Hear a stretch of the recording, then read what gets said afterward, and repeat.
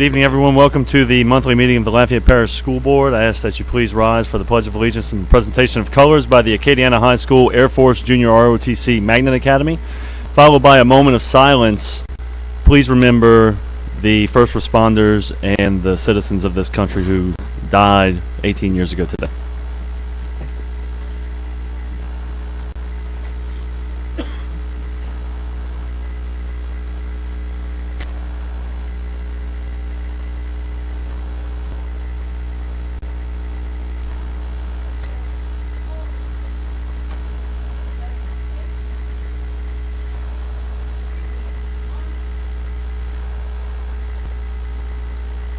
Allegiance to the flag of the United States of America.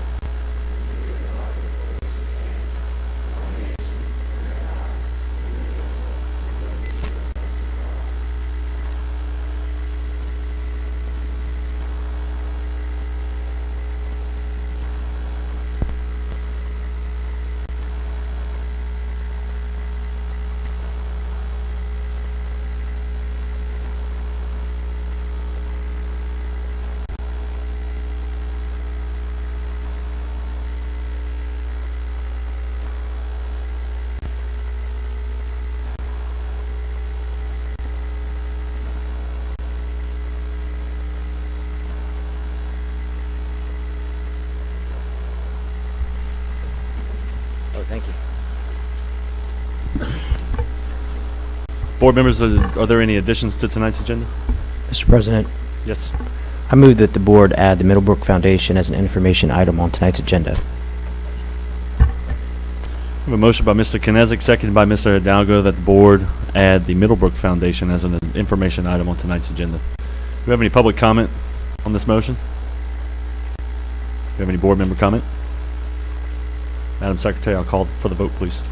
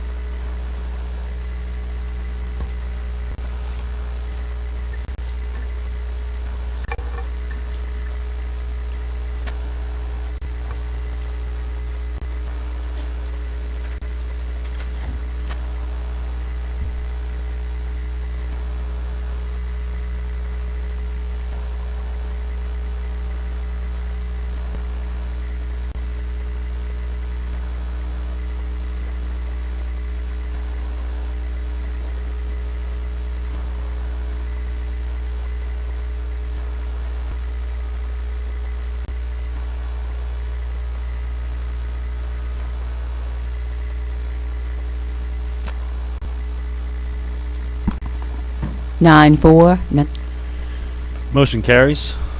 Up next, we have 10 candidates for public office in Lafayette Parish.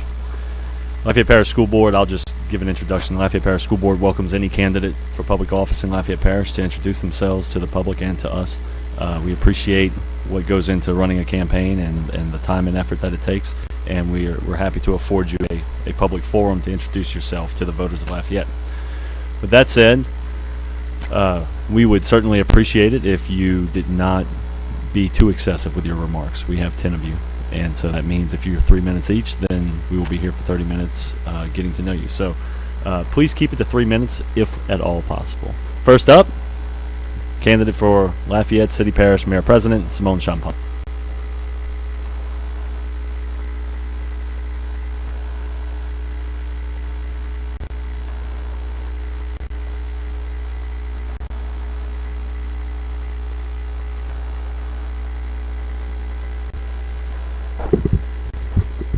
Thank you.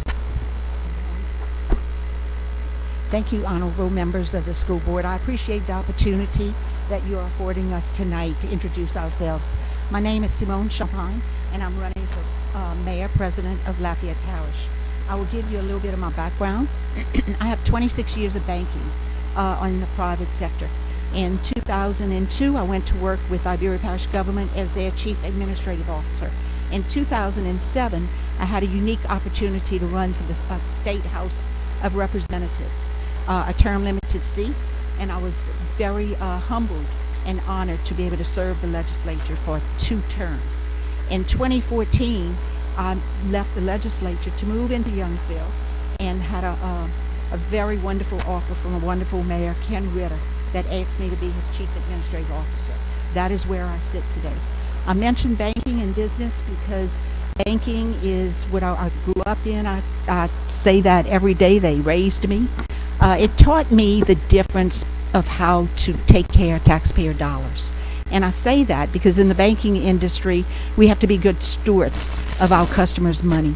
So when I went into government, I treated it the same way. It is your tax dollars. We have to be good stewards of those dollars.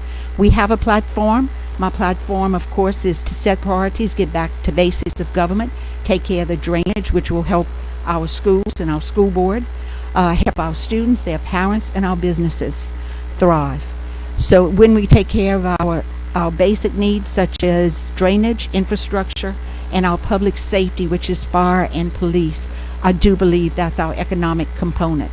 I do also want to say that sometimes we don't mention about education. Education is very important to this parish, and y'all do a wonderful job. We have wonderful schools here. So I do believe there are areas that the parish government and the school board could communicate better and cooperate better. So I would like to ask you for your vote on October 12th and promise that we would have cooperation with the school board and work with y'all in any endeavors that y'all may need to utilize parish government.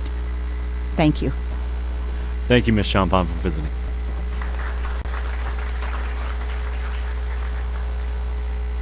Next up is another candidate for Lafayette City Parish Mayor President, Carly Labar.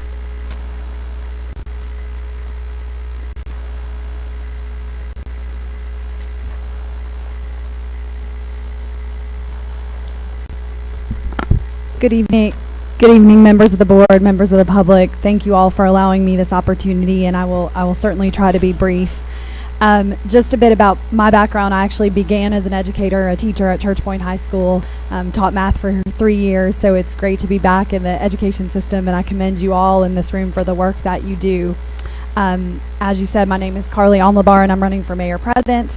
The election is October 12th. When I decided to run, one of the first things that I did was reach out to some folks in the education community to talk to them about how we can be a partner, and that includes interim superintendent Irma Trosclair. I am absolutely committed to being a partner as parish government with the education system, because I believe that the education system is bringing our next workforce up. And so I wanted to, you all, both as members of the school board as well as members of the public, to hear that from me before I was in office, to make sure that you know that in the mayor president's office you would have a partner. In addition, you guys know this, but LCG and LPSS are two of the largest employers and largest landholders in the parish, so us working together is absolutely critical, and I wanted to be here tonight to express my desire to work with you all on helping how we bring our parish forward. So I come tonight to be as proactive as possible in making sure you all hear from me that I do want to work together to help our community. I would ask those of you that want to know more about me to visit my platform on carlyforlafayette.com to learn more, and certainly members of the public that are in attendance tonight, if anyone has any questions about specific details of my policy platform, I think it's very important that we work together as leaders in our community for the future of our community, and certainly as your mayor president, I will be absolutely committed to working with you all in anything the school system may need to educate our next generation. So I would ask for your vote. The election is October 12th, and please, anyone that has any questions, feel free to reach out. Thank you so much.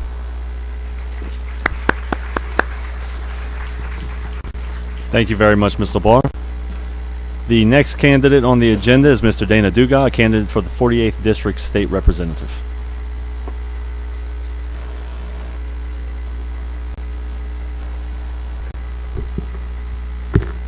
Good evening. I'm Dana Duga. I'm running for state representative. Presently, I'm president of the Iberia Parish School Board. So I'm one of the few candidates that'll get up here and tell you I'm for public education, but I lived public education for the last 7 years. I know what y'all go through. I know what teachers go through. We need somebody in Baton Rouge to fight to continue to fund public education and to support our teachers. Our teachers know how to teach. We need to let them teach. And, thank you. We don't need the Department of Education changing their mind every 6 months on what we're going to teach our kids. Let our teachers teach.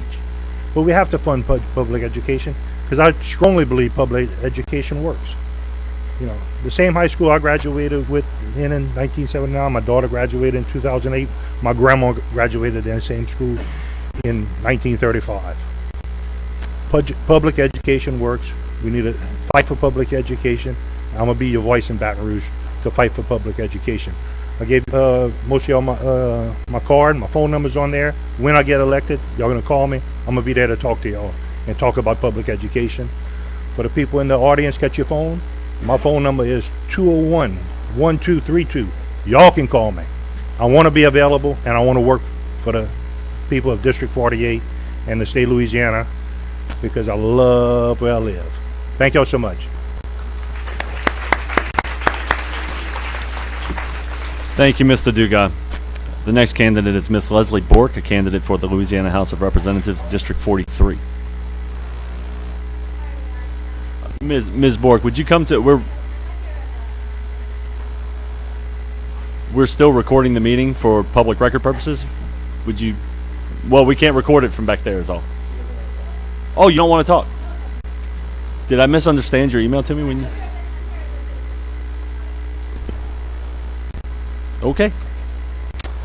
Mr. Bishop, also a candidate for House of Representatives in District 43, had a last-minute engagement come up, and he regrets not being able to be here tonight. So, with that out of the way, the next is Miss Erica Williams, candidate for the Lafayette Parish School Board, District 4.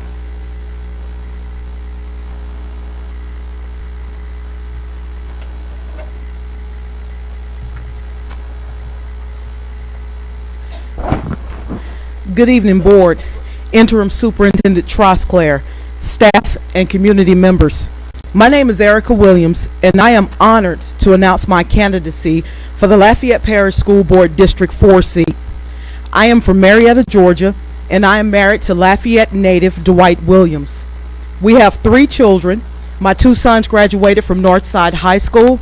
My daughter graduated from Como High School. And all 3 of my children are currently active duty in the United States Air Force.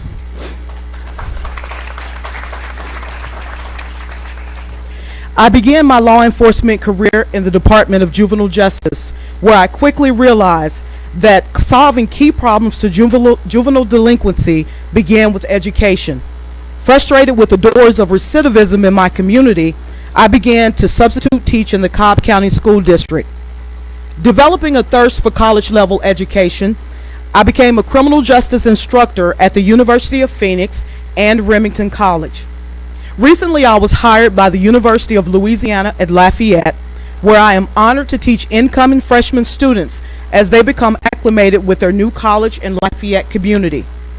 My community involvement has landed me on the Lafayette Education Foundation Board of Directors, the Board of Zoning Adjustment, Charter Schools USA Board of Directors, the Family Violence Intervention Program Board, and the KADN News 15 Community Advisory Board. I am a proud Leadership Lafayette graduate as well as a Leadership Louisiana graduate. I am humbly asking for your vote on October the 12th as I put student performance, teacher pay, and early childhood education at the top of my list of priorities. Again, my name is Erica Williams. I am number 112 on your ballot. Thank you.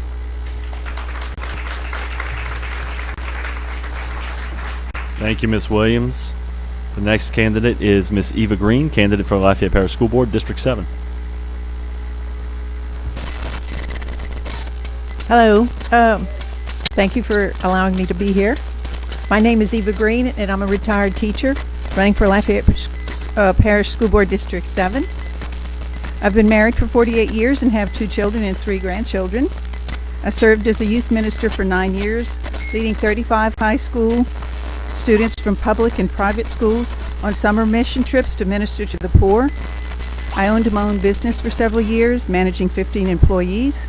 I'm currently the Director of Religious Education in Milton, and with the help of 45 wonderful volunteer teachers, serve 400 public school children in grades 1 through 11. Teaching has always been my passion, and I never had any doubts that that was what I was meant to do in life. The first few years of my career I taught in Vermilion Parish. After moving to Lafayette, I began teaching at Lafayette Middle School. I was the at-risk teacher for a few years and then became the school librarian. I've seen the school system and how it works from the inside. I've had firsthand experience in working with teachers, parents, and students. And although I'm retired from teaching, I still remember so many of my students, and there are memories that I will never forget. Memories of children who needed someone to value and educate them. For example, I remember the young man who turned his shirt every morning inside out before he came to school because he was homeless and he had nothing else to wear. And after a game one day, I remember taking a young man home, but he wouldn't let me drive down his street because he said it was too dangerous for me. There are so many stories that teachers can tell you. And although many of your children may not have such extreme adversity in their lives, there is adversity in the world today. You never forget the children you teach and what being a teacher is all about. The absolute joy comes from having students find us to let us know their success story. Remember that teachers are there for our children, and our lives become hectic when our lives become hectic and out of control. All of our children face obstacles in today's world, and we as parents and teachers must protect them as much as we can. They need stability in their lives. I believe I can help you do that for our children as I've done for children in the past. Thank you.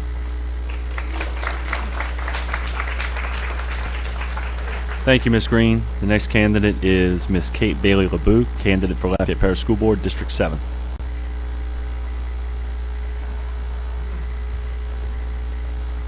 Hi, I'm Kate Bailey LeBeau. I'm a candidate for District 7 School Board. I appreciate the opportunity to speak in front of the board, the community today, and our administration. As a candidate, I've had the great pleasure of going around and speaking to so many parents and community members, teachers, administrators, and school bus and staff support. And I recognize the important issues that are facing the board today and in the future.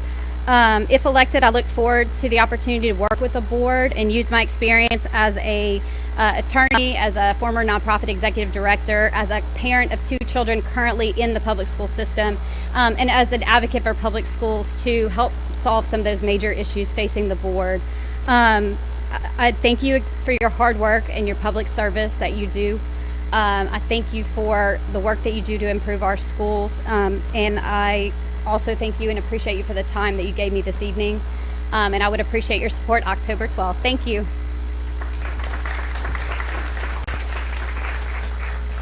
Thank you, Ms. LeBeau. The next candidate is Ms. Diana Lennon, candidate for the Lafayette Parish School Board, District 8.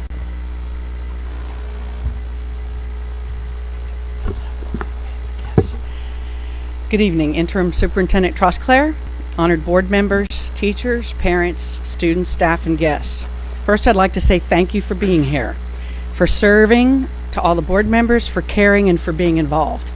My name is Diana Lennon, and I'm running for school board to serve District 8, currently served by Mr. Eric Knezik and the Lafayette Parish School System. When praying and reflecting on work, friendships, and family in the past week, I've changed my view on what I call life interruptions to become opportunities for us to build bridges together, to affect a positive result. I'm running because I care about children, young children, and their future, our community's children, and your children. I want to work together to make a difference in their lives and their future. The voters of Lafayette Parish are a smart, educated population. They do their research, and they will find that I am the most experienced, most qualified candidate. I have life experience, business and job experience, business ownership experience, and education training and experience for the past 20 years. Vote for me because you know who I am. You know what I stand for. Some of you have seen me volunteering. Some of you have seen me in community education initiatives at Asbury United Methodist Church for 35 years, or involved in one of the many local businesses or nonprofits in our community. Vote for me because I'm the qualified candidate. I believe we need to constantly strive for better schools because, as Nelson Mandela says, education is the most powerful weapon which you can use to change the world. For more information on who I am, go to my website, www.electlennon.com. I also have a card here which has information on me. You can call, you can text, you can email, you can send me a snail mail. I will respond in a timely manner. Please vote for me when you vote October 12th, 2019, Diana Lennon, number 115. And so you don't miss me as the LPSS Retired Teachers Day, start at the bottom of the ballot, because that ballot is as big as Dallas. Thank you. Thank you, Ms. Lennon. The last candidate we have tonight is Ms. Hannah Smith Mason, candidate for Lafayette Parish School Board, District 8.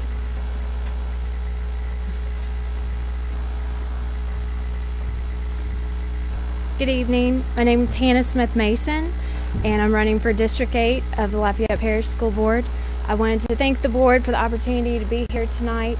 Thank you for answering my emails for the past several years. Also, thank you for matching our playground funds at Woodville for parents like me and children like mine who work tirelessly to raise money in our community. Thank you so much for matching those funds and giving us a new playground. As a proud product of the Lafayette Parish School System, I will work tirelessly to ensure that all students have the wonderful education opportunities that I had. I have a proven track record of positive change and positive leadership on the other boards that I've served on in the Lafayette community. I've been on the Acadian Symphony Board, I've been on the Junior League of Lafayette Board, and I founded a nonprofit called LA SOAR and have continued to be on the board for that sports foundation.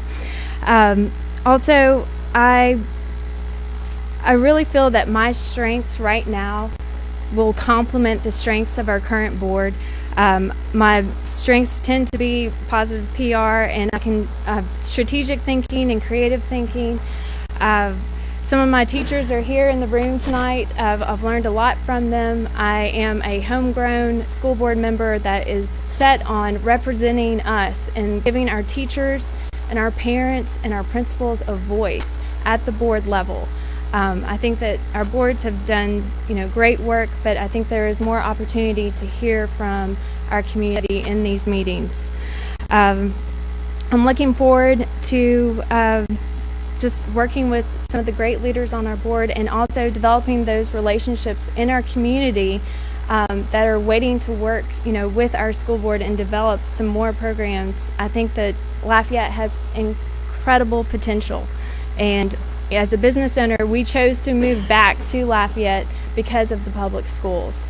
I love our schools, and I will bring my best to make sure that our schools reflect our great community. Thank you for the opportunity to speak tonight, and please vote for me on October 12th. You can check out my website, which is hannahsmithmason.com, or you can find me on Facebook. Thank you.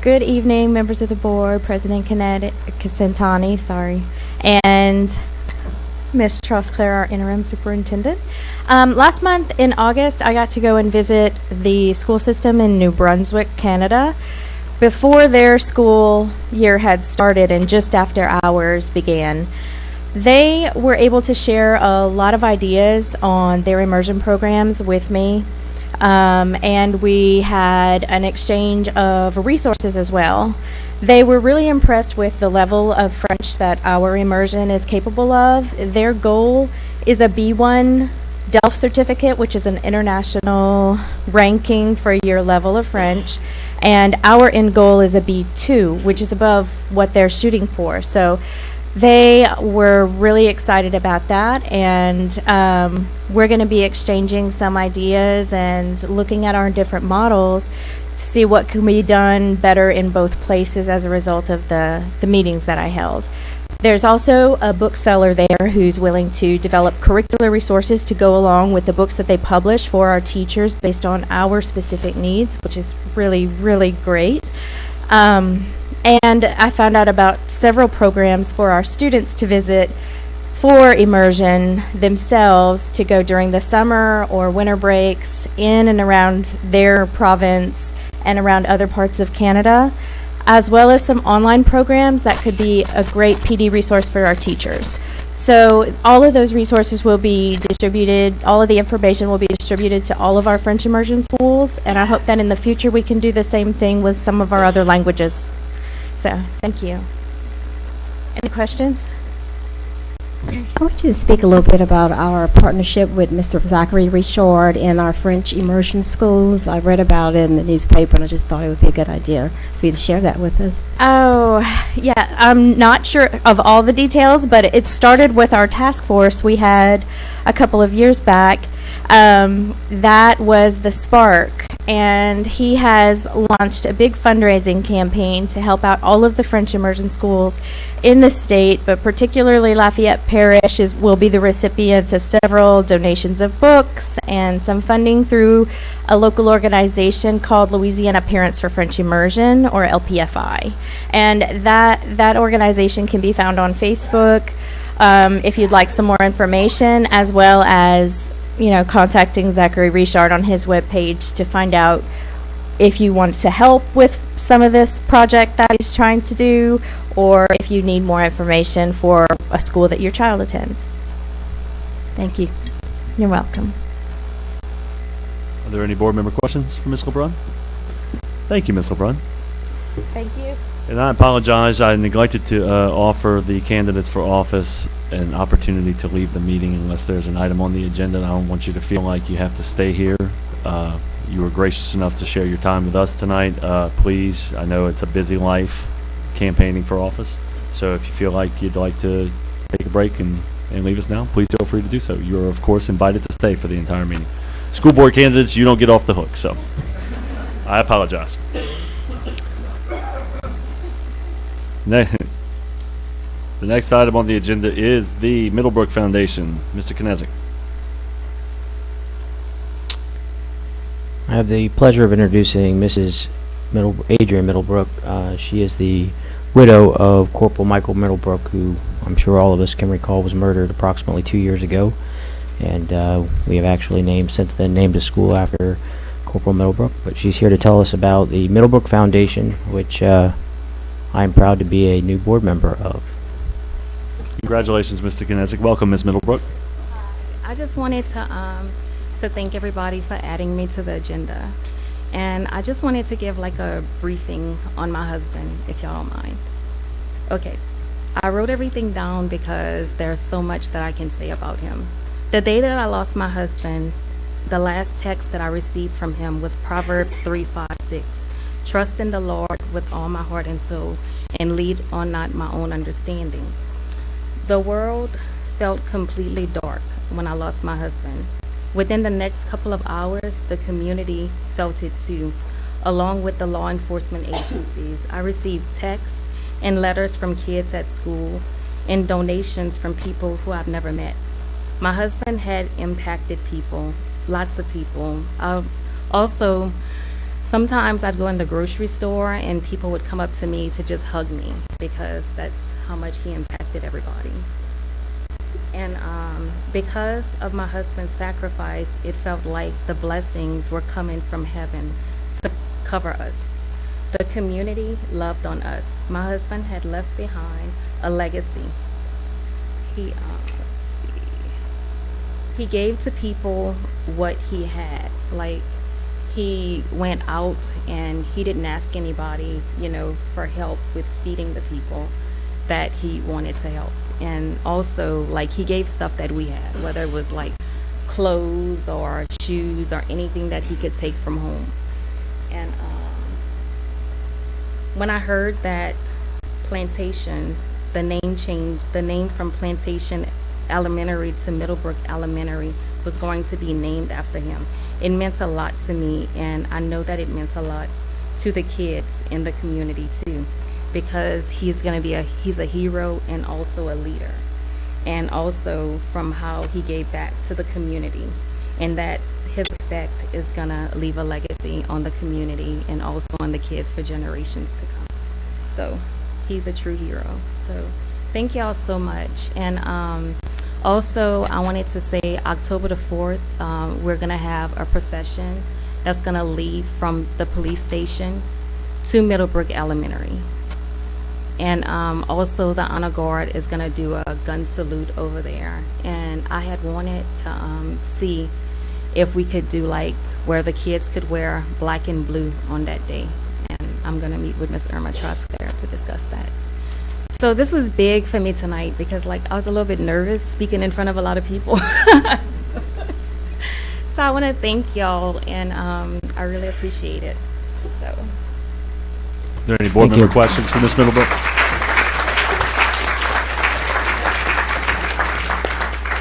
Thank you very much, Ms. Middlebrook. The next item on the agenda is personnel changes for September 11th, 2019. Ms. Thibodeau, are there any introductions?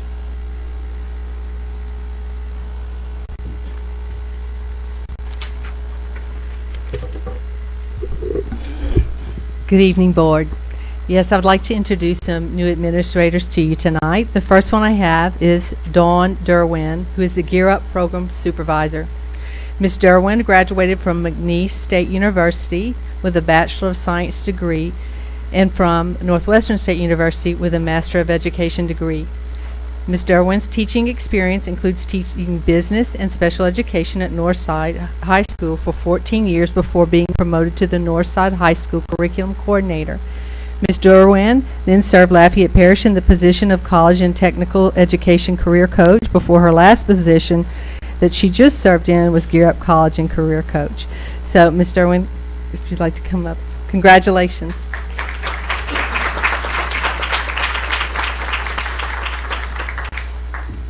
So I was studying my little paper all day today, so I'm just going to say that I am extremely excited about this position to oversee the programs that Gear Up is doing as we move our Gear Up students forward to college and career, to be college and career ready. The transition has been extremely smooth. I pride myself in developing strong, positive relationships, and I think our entire team does that as well. So the transition has been seamless. Ms. Tracy is awesome, and our entire staff is awesome. So why don't you just come by and visit us in the office anytime. Thank you.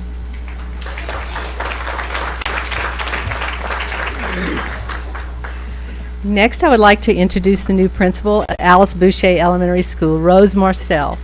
Ms. Marcel earned a Bachelor of Arts degree and a Master of Education degree from UL Lafayette. Ms. Marcel has 31 years of experience in education. She has served as an elementary teacher at Growley Elementary School and at J. Wallace James Elementary School. She has served as a reading facilitator, instructional strategist, ELA instructional coach, and assistant principal at Alice Boucher, and assistant principal at J.W. Falk Elementary School. Ms. Marcel has been recognized as Teacher of the Year at J. Wallace James and at Alice Boucher. Congratulations, Ms. Marcel, on your new position as principal of Alice Boucher.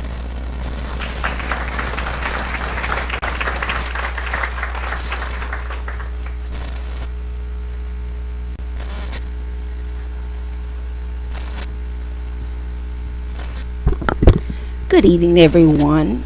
My name is Rose Marcel, the newly appointed principal at Alice Boucher. My vision for Alice Boucher is to move the school to be a premier school in the district, state, and the nation. We have a lot of work to do, but it's not going to be I, it's going to be we. That means teachers, parents, and students to move the school to greatness. It's going to be a challenge, but guess what? We can do it. And our new hashtag is always, and ask the students at Alice Boucher, moving towards greatness. Thank you.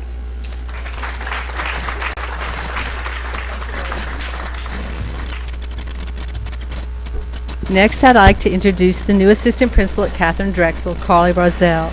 Ms. Roselle earned a Bachelor of Science degree from UL Lafayette and a Master of Education degree from McNeese State University. Ms. Roselle has served as a teacher at Westside Elementary School and Austin Elementary School. Her latest position was instructional leader at Austin Elementary School. Ms. Roselle has been awarded Austin Elementary Teacher of the Year and Lafayette Parish Elementary Teacher of the Year. So you want to come up? Congratulations.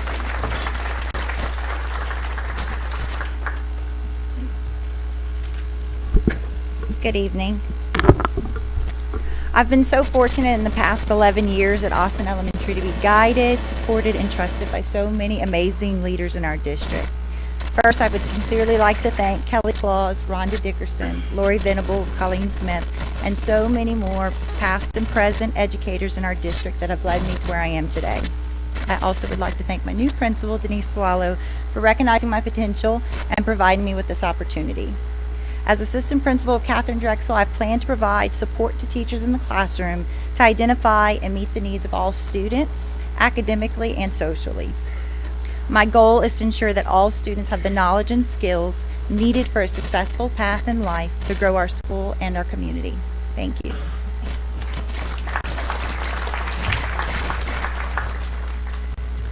Next is the new assistant principal at Karen Crowe Middle School, Ms. Kay Victorian. Ms. Victorian earned a Bachelor of Arts degree from UL Lafayette and a Master's of Education degree from LSU Shreveport.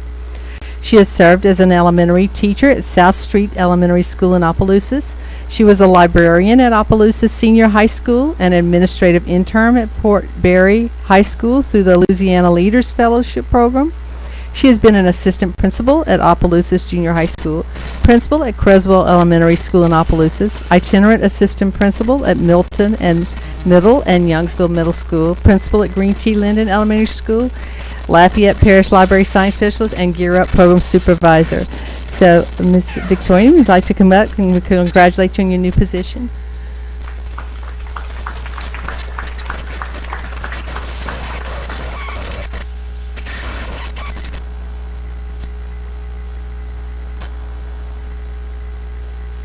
I just would like to say thank you to Interim Superintendent Trosclair, all of her executive cabinet. I'd like to say thank you to the board president, and I'd also like to say that it is my sincere and greatest desire to just work as one of the smallest cogs in the wheel that makes our children reach their greatness. You know, it is keeping the main thing this year, and that's all we're going to do, and the main thing is our children. So thank you for this opportunity to support everything that's done in the district.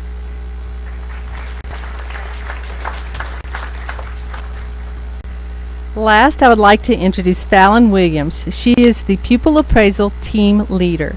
Ms. Williams earned a Bachelor of Arts in Communicative Disorders and a Master of Science degree in Speech Pathology from UL Lafayette. She also obtained her Educational Leader Certification in Special Education. Before Ms. Williams came to work in Lafayette Parish, she worked as a speech pathologist for Christie Therapy Center in Louisiana Early Steps. In 2007, she accepted a position at Broadmoor Elementary School as a speech therapist.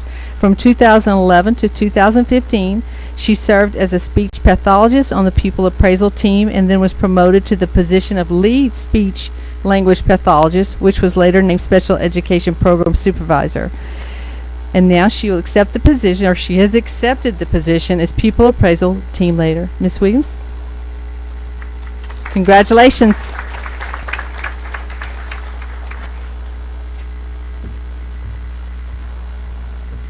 Hi, good evening. Ms. Trosclair, Board President, members of the board. Thank you for the opportunity to speak this evening. I'm blessed to have been named Pupil Appraisal Team Leader in the district.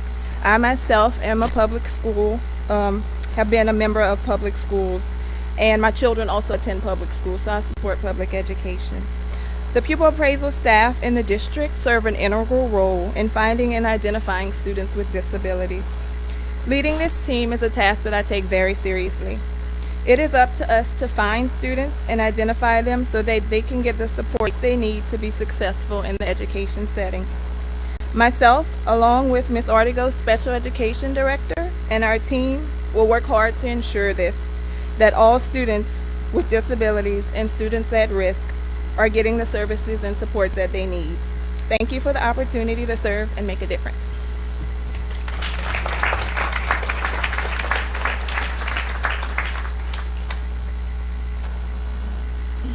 Thank you all, and congratulations on your promotions. We will now move on to our consent agenda portion of our meeting. Board members, I will read the title of each agenda item under the consent agenda. If you would like to pull one for further discussion and a separate vote, please say so at that time. Number 1, a revision to the 2019-2020 pupil progression plan. Number 2, the mascot and school color selection for BO Elementary School. Number 3, development of a plan to reduce enrollment at Southside High School to its stated capacity. Pull that, please. I'm just going to write that one down. Number 4, Resolution 09-19-1963 National School Lunch Week.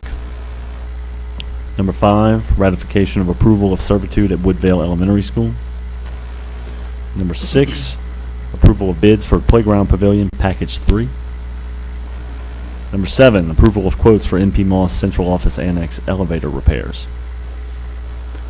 Number 8, approval of quotes for Como High School baseball bleachers replacement. Number 9, ratification of approval to repair Drexel Elementary intercom system. Number 10, approval of budget revision in self-funded construction fund 45 for Burke Elementary fire line backflow preventer. Number 11, approval of budget revision for Evangeline Elementary Acadian Middle Classroom Wing addition projects. Number 12, approval of quote for Carencro Heights playground equipment. Number 13, approval of quote for Acadian Middle football bleachers. Number 14, approval of quotes for La Rosen Preparatory Fitness Circuit equipment. Number 15, approval of easement for underground electrical service to the Lafayette utility system. Number 16, budget to actual reports for August 2019.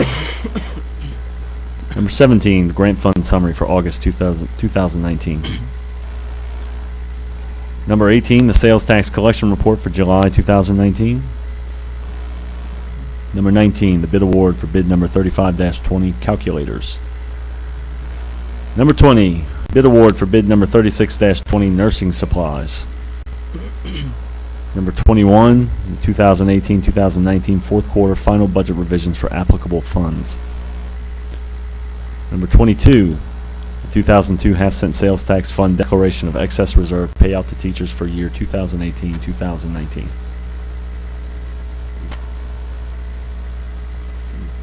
I'll pull it.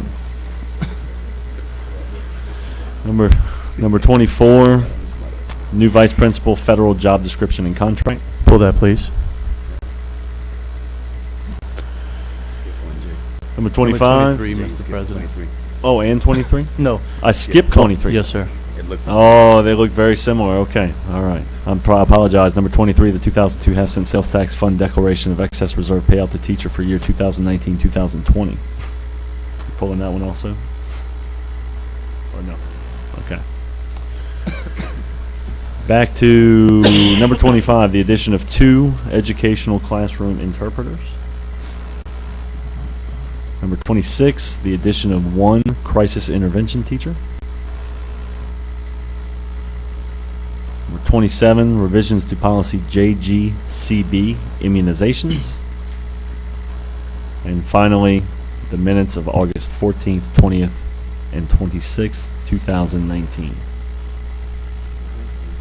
Mr. President, I move that we approve all action items not pulled. Second. We have a motion from Mr. Kinesic, a second by Mr. Latchley, that the board approve all action items not pulled. For those of you new to our meetings, any of those items that were not pulled. So the items that will be discussed further after this vote are plan to reduce enrollment at Southside High School, the excess reserve payout to teachers for 18-19, and the vice principal federal job description. All other items, if you're here to address one of those, now is your time. Are there any public comment on any of those items? Is there any board member comment on any of those items? I will have, oh, go ahead. Mr. President, I was going to read 3.4. Items not pulled. So the only three after this is your opportunity to speak. If you're here to speak on something other than Southside enrollment plan or excess reserve payout to teachers or the vice principal's job description.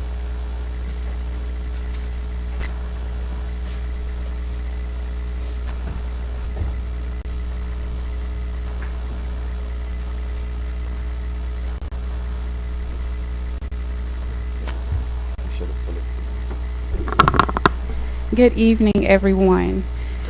My name is Trinae Babineau. I'm here to speak on Agenda 326 concerning the addition of a crisis intervention teacher. I have 3 children attending the Lafayette Parish schools. My daughter and one of my sons receive accommodations related to their disabilities. My daughter is thriving in the Spanish Immersion program at Lafayette High School with honors.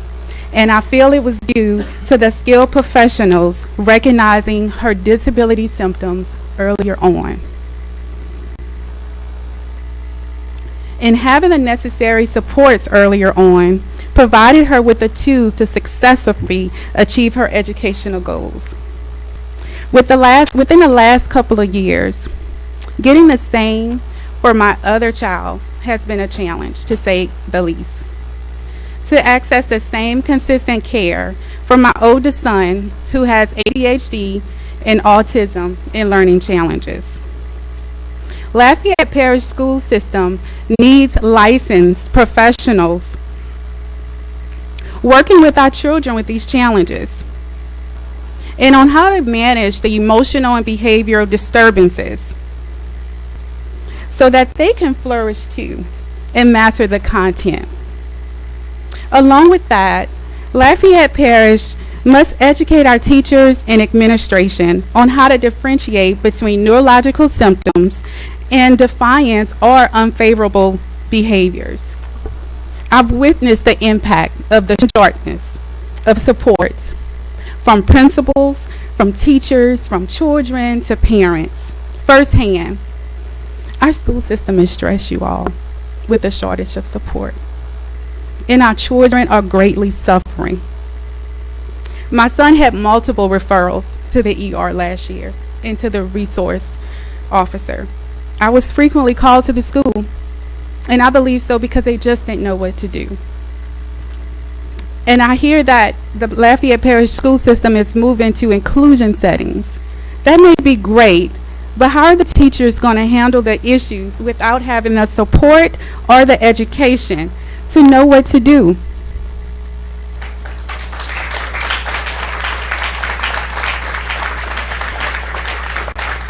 Your student-teacher ratios are not conducive to providing free, appropriate public education to your special education children by forcing them in inclusion settings. Principal Jeanette has been an awesome ally and advocate, but his hands are tied too. Human resources need to do a better job of communicating regularly with the special education leadership and the superintendent to know exactly what is missing and what capacity and where. 10 people just can't do it alone, you all. Regular ed teachers not certified in mild to moderate, not certified in special education, will only get more frustrated and won't know how to manage 24 students in addition to 2 or 3 or even one with severely developmental disability or have a learning disability or any medical condition. I would like the board to reconsider the motion and approve Lafayette Parish School System to hire at least another 3 or 4, not just the one. Because we are parents and we are not going anywhere. And I think it's smarter to think now about this instead of how we're going to deal with it, instead of dealing with it at every board meeting. The time is now to address it. Superintendent Trosclair has been great in responding. Thank you. And is committed to addressing these issues that she has inherited from previous administrations. I know it takes time, but your HR department has always been there. The special education department has always been there. And our SPED students have always been there. A child with autism cannot afford until the board or the district try to fix things. Immediate positions need to be added. You can even contract them through the Human Service District or social workers. You can find more permanent solutions. I'd like to ask that HR work with the special education director in her department, include all the principals, and look at the number of SPEDs in relation to SPED certified teachers. Look at where they are placed and find those areas of opportunities to add more highly qualified teachers. My son IEP is a contract. This is a board and HR issue. The board needs to have 1 or 2 members to sit on a committee with district personnel in charge of special education. And I truly understand why you all need to approve more positions, not just 1 crisis teacher. Thank you all.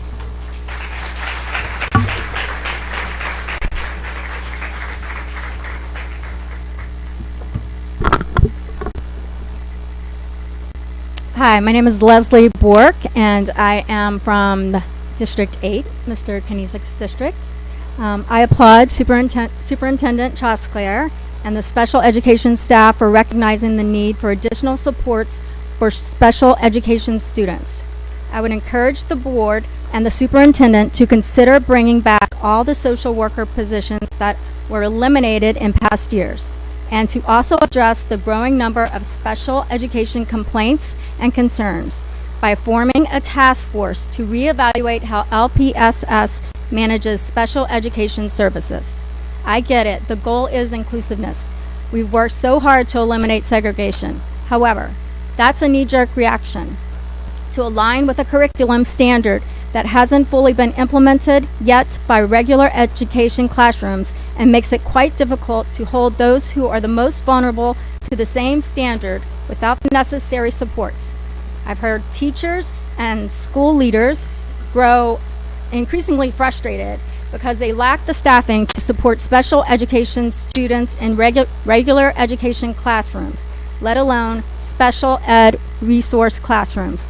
So again, I just ask that you all take some time to really look at the entire special education program, processes, staffing, and make sure it's individualized, student-centered, not the other way around. Thank you, Ms. Bork.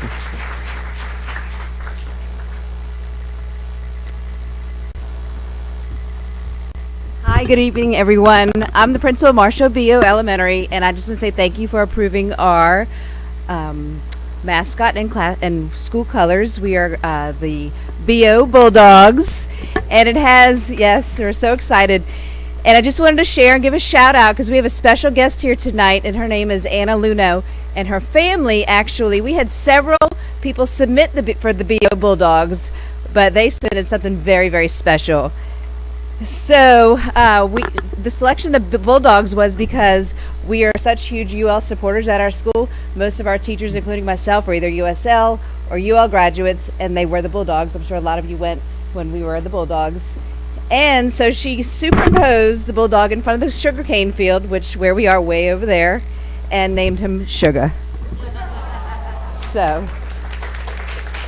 stand up, Anna. Miss Luno, would you come and join your Come on, principal, baby. please?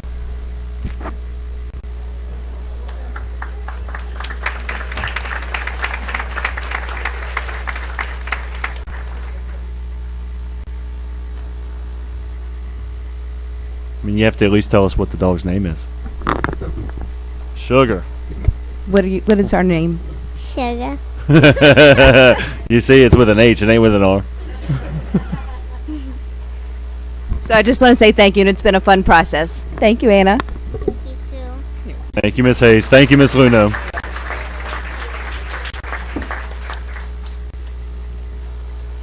Is there any other public comment on any of the items that were not pulled? Is there any board member comment on any of the items not pulled? Mr. Knezik. Regarding item 326, I had a brief conversation with Ms. Trosclair regarding the request for additional crisis intervention teachers and additional social workers. One, we can't, so the audience understands, because this, even if we wanted to tonight, we can't add social workers to this agenda item because we didn't announce that we were going to do that and put it on the agenda ahead of time. We could effectively increase the number of crisis intervention teachers, but the conversation I had with Ms. Trosclair is she agrees with everything you said. She agrees that we need more social workers, we need more crisis intervention teachers, but she asked if we could do the fiscal responsible thing and let her look at her budget and then maybe come back to us next month with a recommendation. So, for fellow board members, I would recommend that we approve it as it is tonight, knowing that Ms. Trosclair is going to go and take a deeper look at her budget and the crisis intervention teacher numbers and social workers and come back to us next month with a recommendation. That was my comment on 326. On 3.4, I was going to read the resolution. Lafayette Parish School Board, Lafayette, Louisiana, Resolution 09191963, National School Lunch Week. Whereas the National School Lunch Program has served our nation admirably for over 60 years through the advanced practices of nutrition education, and whereas the National School Lunch Program is dedicated to the health and well-being of our nation's children, and whereas food is the substance by which life is sustained and learning abilities in and out of the classroom increase substantially, and whereas the National School Lunch Program has been joined through the years by many other excellent child feeding programs, and there's evidence of continued need for nutrition education and awareness of the value of school nutrition programs. Therefore, be it resolved that the Lafayette Parish School Board does hereby support the week of October 14th to 18th, 2019 as National School Lunch Week, and encourage our administrators, teachers, all support staff, parents, students, and all other citizens to join the campaign and become aware and concerned about the children's and their own nutritional habits in hope of achieving a more healthful citizenry for today and the future. Certificate, I, the undersigned Secretary Treasury of the Lafayette Parish School Board, do hereby certify that the above and foregoing is a true copy of resolution adopted in its regular board meeting of September 11, 2019, at which time a quorum was present, and that same is in full force and effect, dated Lafayette, Louisiana, this 11th day of September 2019, signed Irma D. Trosclair, Secretary Treasury, Lafayette Parish School Board. Thank you, Mr. Knezik. Any other board member comment on the items not pulled? Madam Secretary, I'll call for the vote.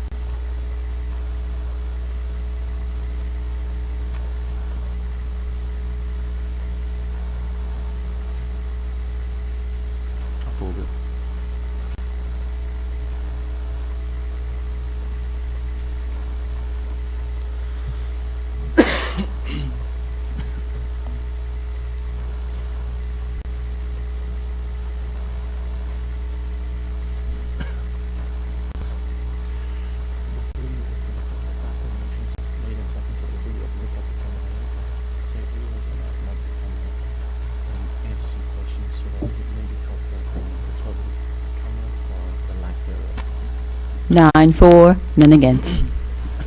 Motion carries. The first item pulled is number 3, discussion and/or action concerning development of a plan to reduce enrollment at Southside High School to its stated capacity. Mr. Hidalgo. Mr. President, I move that the board defer action on this item.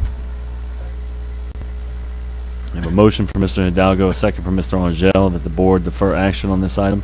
Do we have a date in mind or just indefinitely? At this time, no date. We may amend the motion in a minute. I was going to ask for, to say a few comments before you opened it up for public comment, as well as to ask Mr. Hefner to come up to the podium and answer a few questions that may be helpful prior to public comment. The floor is yours. So, Mr. Hefner, if you don't mind coming up. In the meantime, I just want to make a couple of statements. We, as a board, have addressed this issue a couple of different times. More recently, much earlier this calendar year, where we, as a board, as an entity, asked Mr. Hefner to draw up some possibilities of rezoning in the event that it was needed, and he did so. And I held a town hall meeting or two about it, and those meetings, for the most part, went well. No one's ever excited about rezoning, of course. But subsequently, we had a conversation about some dollars that were left over from the USDA funding that had to be spent at Southside and could only be spent on certain things. And we decided to move portable buildings there in order to house more students, because the core facility was built for 2,000 students. I want to read off a couple of statistics for you. As of 2 days ago, these are the enrollment counts at the high schools across the district. Acadiana High, 1,715 students. Como, 1198. Karen Crow, 1129. Northside, 642. Southside, 1683. And Lafayette High, 1896. I give you these numbers to say a few things. If there are any true inequities in the district, I would argue that they're at Northside. I think that we have made great stride through our rezoning efforts, which, by the way, were not fun, were not easy. Anyone who suggests that rezoning was not necessary, especially in the District 8, District 9 area, I challenge that greatly. It was absolutely necessary. We saw serious issues at places like Youngsville Middle, Green Tea Linden, and of course we're having problems at Como, and to me it just kind of seems like we want to bring those problems back. When we talked about the rezoning for Southside before the school was built, the conversation was always around that Como was going to be reduced to somewhere around 1,200 to 1,300 students. They're at 1,198. There will be no more large influx of students into Southside, or a large pull-out of students from Como High School moving forward. Southside is it's got freshman through senior class, and we understand people are going to continue to move in the community. That's why we moved the portable buildings there. Another thing I'd like to say is that when the other high schools, for the most part, were built in the 60s, they were built with a certain mentality. They were built to hold a certain amount of students. That means the restrooms, the cafeteria, the hallways, the gyms, and everything else were built to hold a certain number of students. What we've had to do over the years as a school system, since the 60s, is as students move into this district, we've had to add portable buildings. Well, for the most part, we didn't add on to cafeterias or gyms or hallways or restrooms. We intentionally built Southside completely different. We built Southside with the budget monies we had to accommodate more students with its core facility. So today, the cafeteria, hallways, gyms, restrooms, etc., are larger than they need to be based on the classroom count, because we knew that we were building the school to accommodate another wing. That other wing is $18.5 million. It's not a reality today. So we have two choices. We can take students from Southside who can physically, from a square footage perspective, be more comfortable, and we can move them to campuses and put them in Butler buildings whose core facilities are not as adequate as Southside, or we can do what we did and move the portable buildings so that the students have the classroom space they need to go along with the other open space that's available there. We said we were going to wait 3 years. We didn't say it by action, but we certainly had a lot of conversation about waiting 3 years after that senior class got to Southside before we have this discussion. So I'd like to ask Mr. Hefner a few questions, and I think a couple of my fellow board members may want to as well. Mr. Hefner, first thing I'd like to ask you, when we originally zoned Southside, let me say this first. When we built Southside and we went to rezone Southside, I had a vested interest in that conversation. Yes, you My job as school board member from District 9, with that school being where it's located, I believe in my heart and soul, my job was to get as many of my constituents' children into that school as possible, and I absolutely advocated for that. Your job was to make it make sense, and you came back with several recommendations. Each one made sense, in my opinion, and we ultimately made a decision, 9-0. That It was a very decision, public discussion, by the way. it was very public We discussion. did those workshops and all of these zone changes that we were looking at. We did some modeling, and it was all done in public. Correct. It was done in public. We had hearings about it at this very building. There was plenty of discussion. No doubt. It's all on video, and I thank you for that.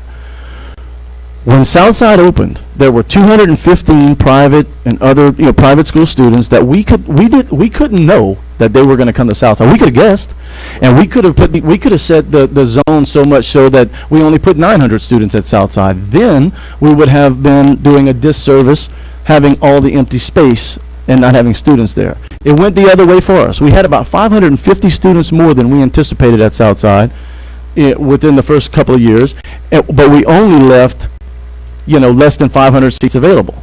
So this notion that Southside is overcrowded, that's a misstatement in my humble opinion. It's not overcrowded.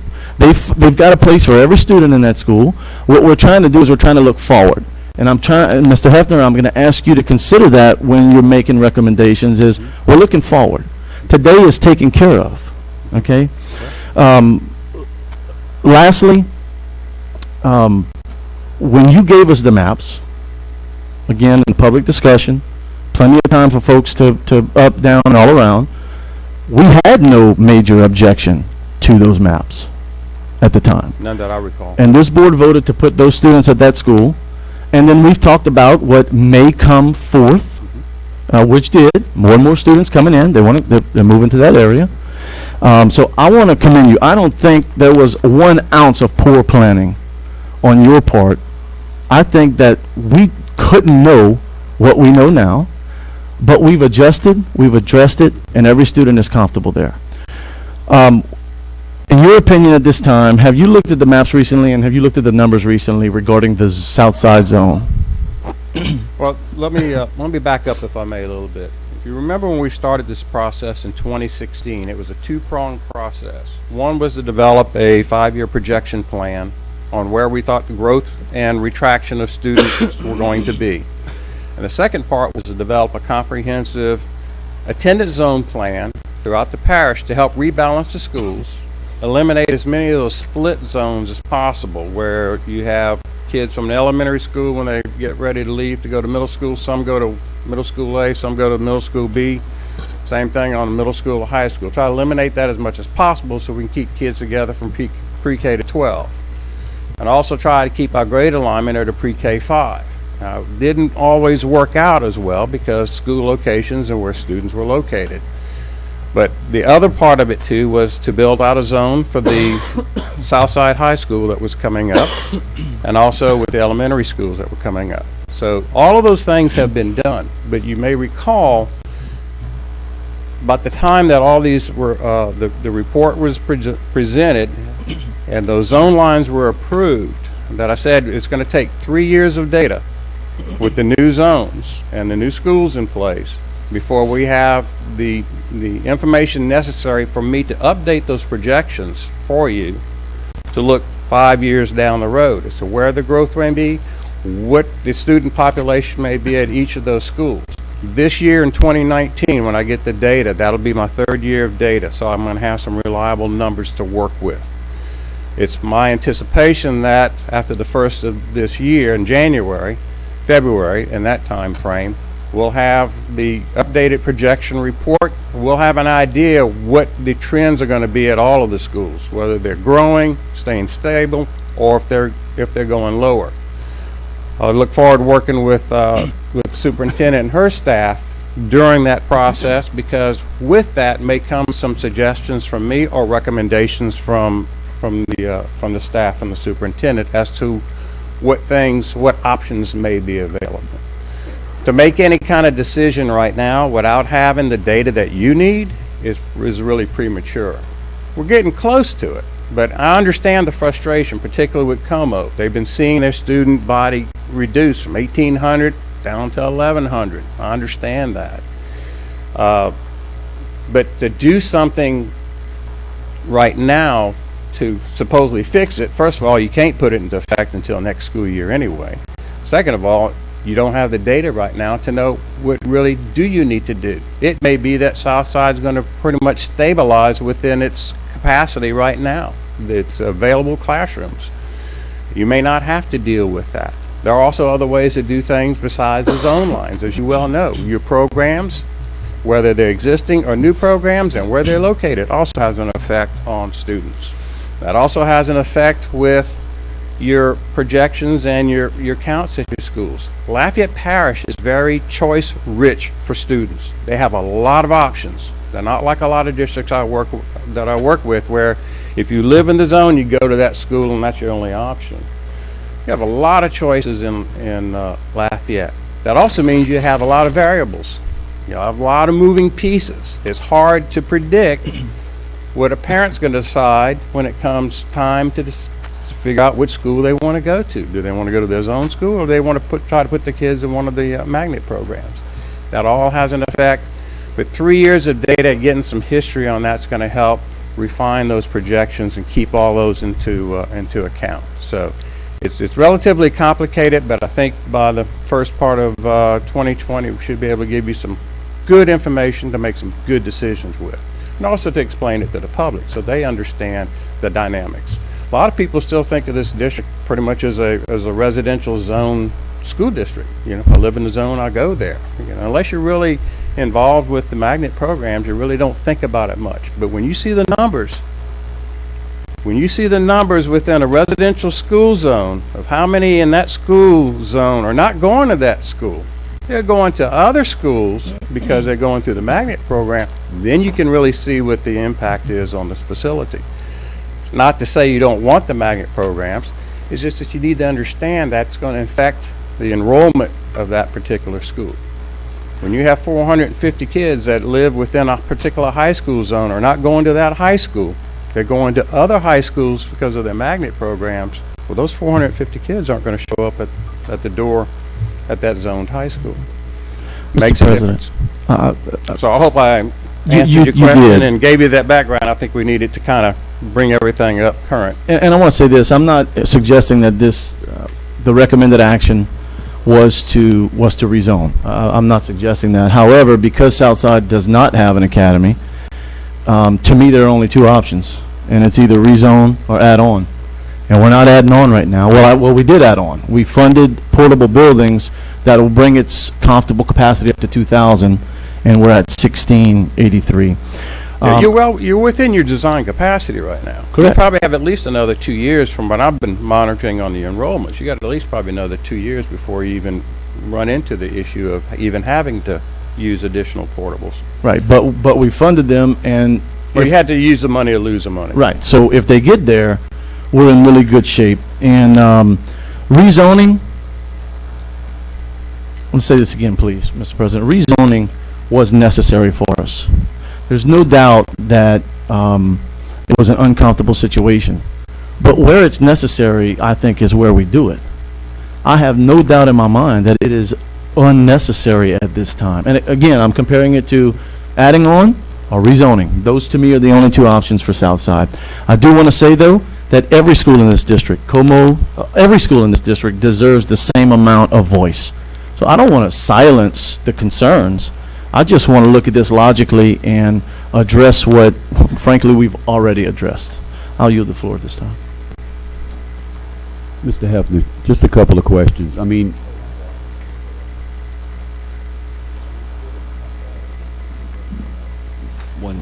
one second. So I know, and I grant it. So now we're going to need public comments.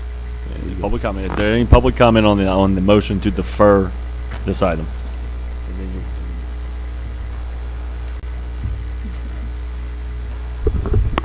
Hi, okay, I understand you're wanting to defer, which is fine. I would like for you to listen to some concerns while you're deciding whether to defer. Again, my name is Leslie Bork, and I am in District 8. Myself included, residents and parents have concerns about the constant spot rezoning that has been rolled out over the last few years. It seems a bit a knee-jerk reactionary, which will result in constant spot rezones. I'd like to encourage the board to spend some time and form a committee or task force that includes parents stakeholders, school district personnel and school staff, area property developers, real estate agents, and even business owners to really spend some time and evaluate why enrollment numbers are changing so drastically across our parish to stay ahead of the game, and in particularly the Southside area. We all want economic growth in Acadiana and have noticed significant residential and commercial developments in these areas. But when the school board / staff don't have a seat at the table, the impacts on the education system is not thoroughly evaluated and discussed. I understand there was a report many years with LEDA and Southwest Architects, but for whatever reason, it wasn't ever placed on the agenda for the board to hear out and discuss, which could have prevented some of these issues. Plus, the initial plan for Southside was for 2,000 students. For whatever reason, the plan was reduced to less than 1,500 students. It's my understanding that USDA gave us a really good borrowing rate because they were considered rural communities. The expectation was that they would use Southside to level out other schools. I ask you guys to take a look at how many high school students are enrolled across the board, how many are incoming freshmen, and look at what your capacity is across the parish and figure out another way to level out capacity. Not strictly neighborhood zoned. I hear lots of discussions that people are moving to Youngsville just to go to the Southside High. But perhaps it's just part of the natural effects of growth, from the sports complex to shopping centers, retail spaces, and health facilities. Small businesses are relocating there, and so are residents. I encourage the board to have administrators from private schools involved to determine who is moving from that setting to public schools. Como High School is in my district, but what happens for Southside is going to have repercussions for Como. Tomorrow, Southside High School could even be in my district. Who knows? I'd encourage the board to really evaluate all middle and high schools, perhaps look at other districts around the state or the country that have open enrollment options or lottery systems and don't use zone lines. After all, the reality is LPSS is one geographic boundary, and in the next couple of years, reappointment will be up for discussion. So I encourage you to really look at all the schools as one district, not 9 micro districts, and start getting creative so the focus isn't always on enrollment and capacity like it's been for the last 5 years, but on the excellent educational opportunities you can take to the next level and provide for the students and the families. Thank you. Thank you, Ms. Bork. Is there any other public comment on this item, to this motion to defer? Yeah, now's the time for public comment, y'all, on this item. Hello, good evening. I just wanted to make sure I understand what everything that you said tonight about we're fine in those schools. The Butler buildings came in already, or they're coming. Yeah, they're not there yet, but we're good. Okay. I do live in Youngsville. I did go to your meetings. I went to both nights, and I did speak. I'm really concerned about the zone maps that were drawn up, and I've asked. I want to make sure that when it comes time to look at that we still have a voice on those maps, because I'm 1.4 miles away from that school. Can I ask you what maps you're talking about? The Zone A and B maps that were presented at the workshops at Southside High School. They have some maps that were proposed that Mr. Hidalgo said multiple times that he wasn't for either one of them, but we put them up there. And I'm 1.4 miles from that school, and I'm going to be zoned to Como. Okay, I got a problem with that. I just feel that when we zone, we're at an advantage here. That school's built in that corner. We border up to St. Martinville and Vermilion, right? So we almost need to be a cone to look at the maps of the people. Well, we're not doing that. We're shifting, and like you talked on how you did some of the zoning for the kids and the schools. but we're zoning and we're going like this. So there's subdivisions, there's places that's close to Como, 1.4 miles away on this map, Zone A. They're zoned to go to Southside. So we're busing people and kids like this. And I can be at that school in 4 minutes. But if this does go through and we do vote, I'm driving 25 minutes to 30 minutes to take my kid to Como. I love Como. I put 2 kids through there. Straight A kids. I love the school. It's a principle for me. I want to make sure we're doing things right. If you live there and you were right there, you would expect the same thing. Let's do what's right for the people. And then if we have to do it, let's do it. But that's what I just want to make sure we look at these maps. And I know he's leaving. I just want to make sure we do it right. And it's fair.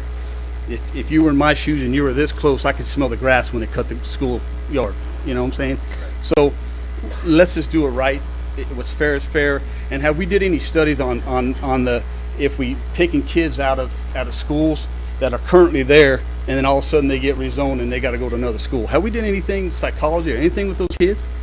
You know, I got a girlfriend here. I'm part of this. I'm part of that. I'm already enrolled in this, invested in the school, fundraising, doing all this stuff, and all of a sudden we're pulling them out. What's that do to a kid? Has anybody did studies? Because I mean, it's important. I mean, the stuff that we see that's going on in this world, we really need to think about what that could do to a kid and a child. And it's fair. If we're not we're comfortable. The buildings are coming. We got more room to go. Let's consider that. That's all. Thank you very much. Thank you for your comments.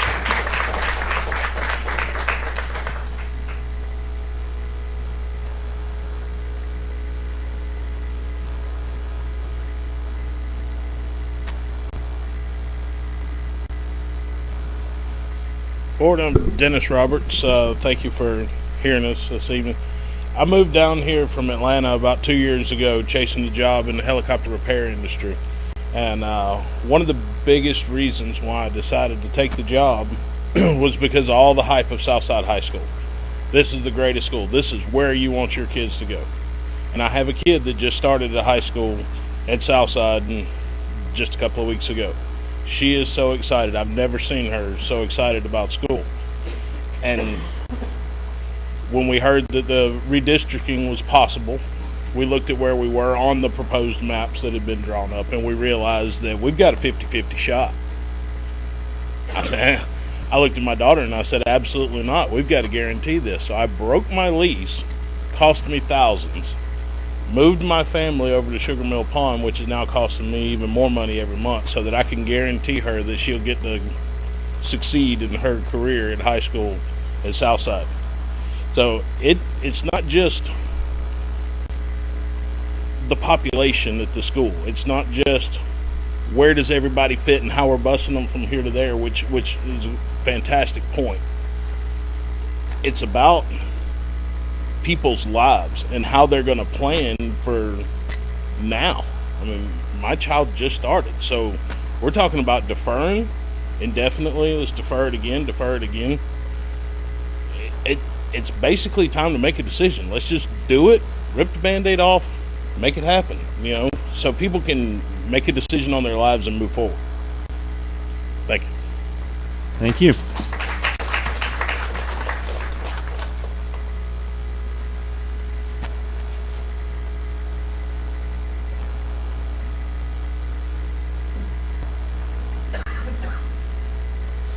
This is actually why I came here tonight.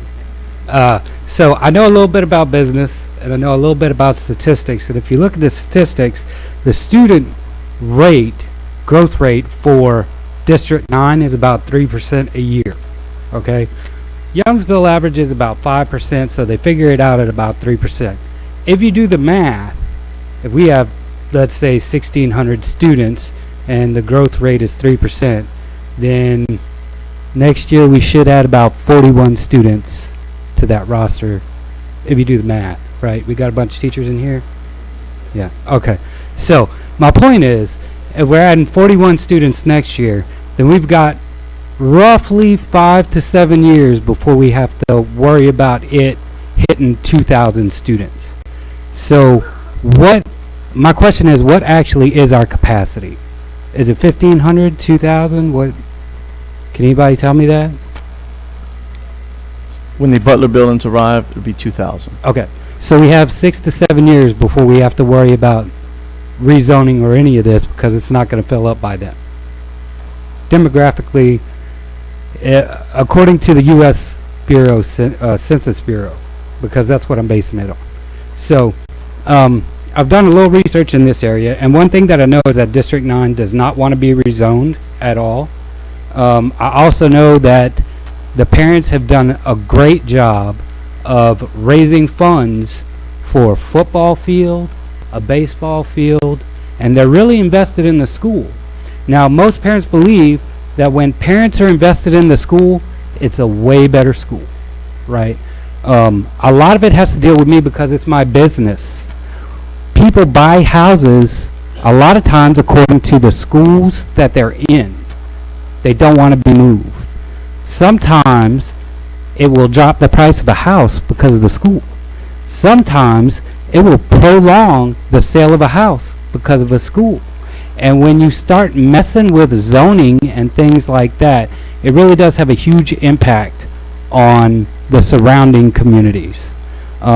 So from my point of view, I think that rezoning should be a last resort, and we should be looking more at, can we close in the center of the hallways on the 3 stories to make more classrooms for the kids as opposed to just having places for them to hang out in the center of the hall, and Butler buildings, because District 9, I think if they had the choice, would rather do Butler buildings than be rezoned. So, thank you. Is there any other public comment on this motion to defer? Last chance. All right, Mr. Latchley.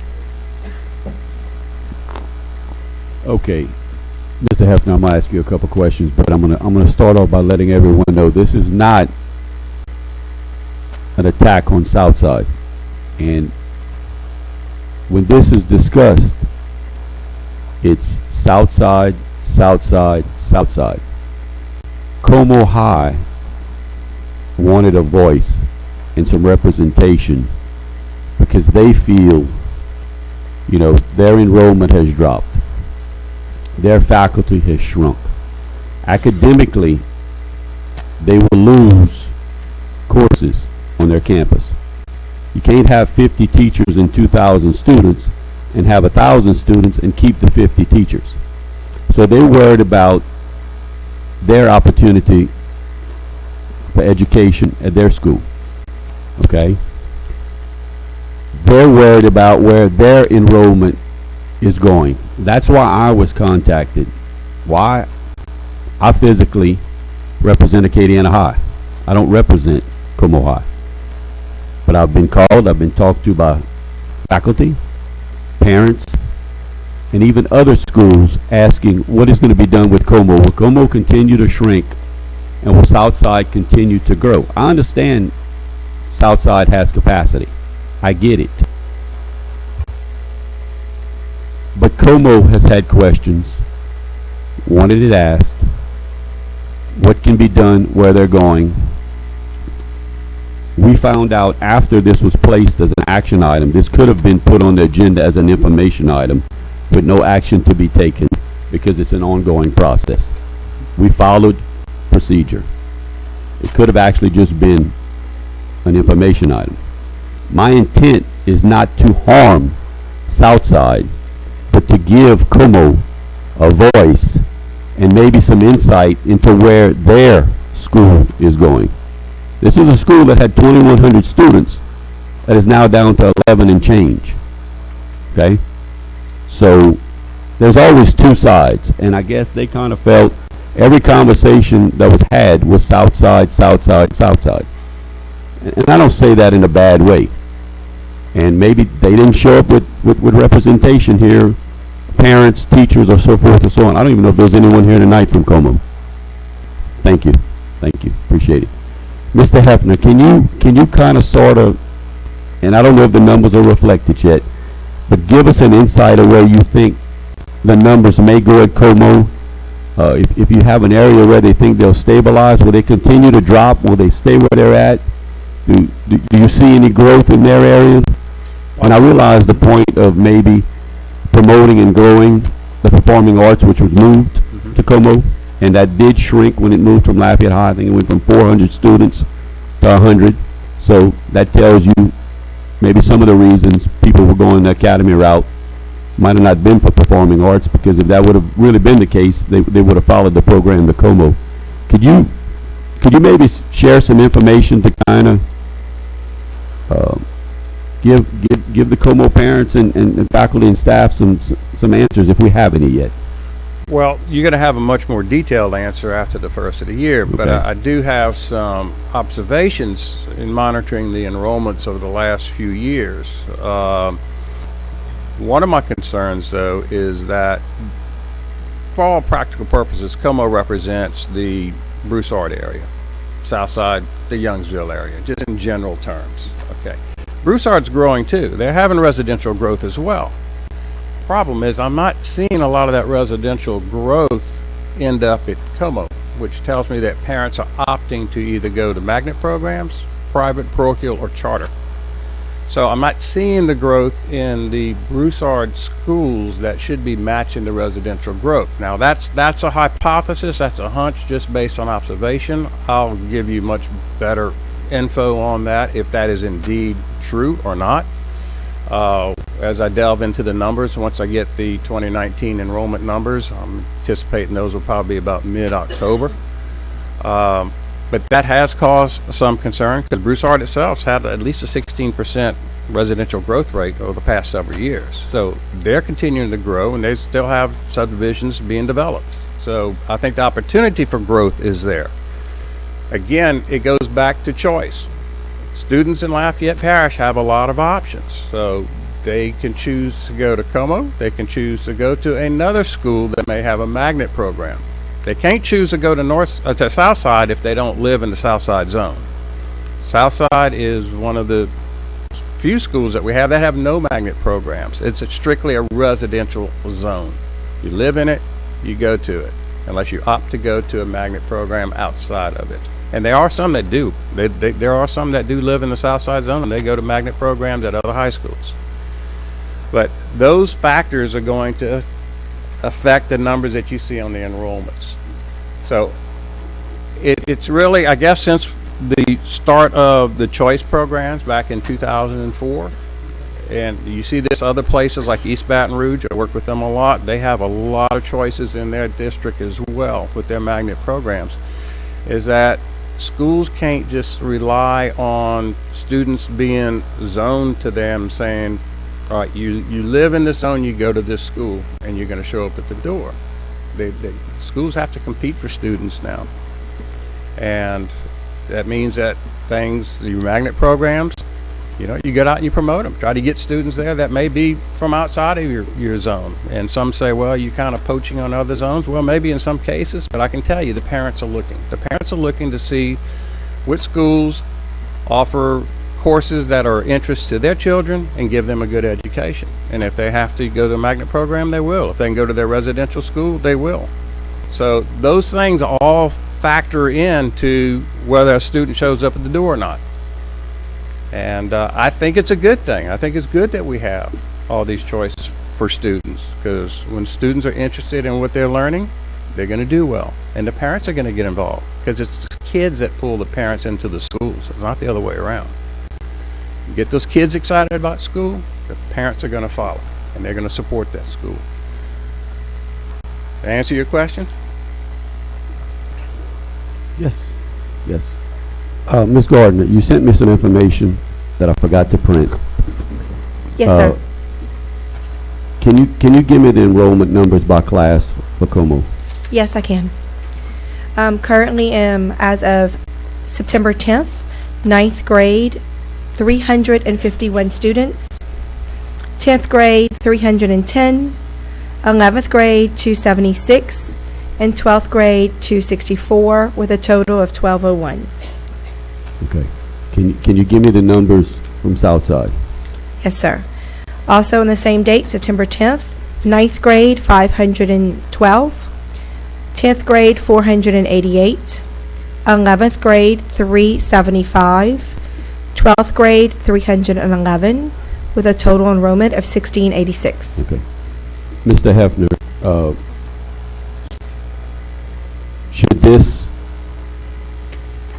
be what we should expect, the numbers to continue? Oh, I think they're gonna level out. They'll level out? Yeah, you may get some additional ones from, for Southside because of residential growth. But by and large, it should start stabilizing over at Kimmel, because now all 4 grades are at Southside. Correct. Because this was a phase in. So every year they were expecting to have a reduction. And actually, from the numbers that we were looking at in 2016, and now, we're only about 100 students off of what we were thinking Southside would be and Como would be. Well, it's only about 100 student difference.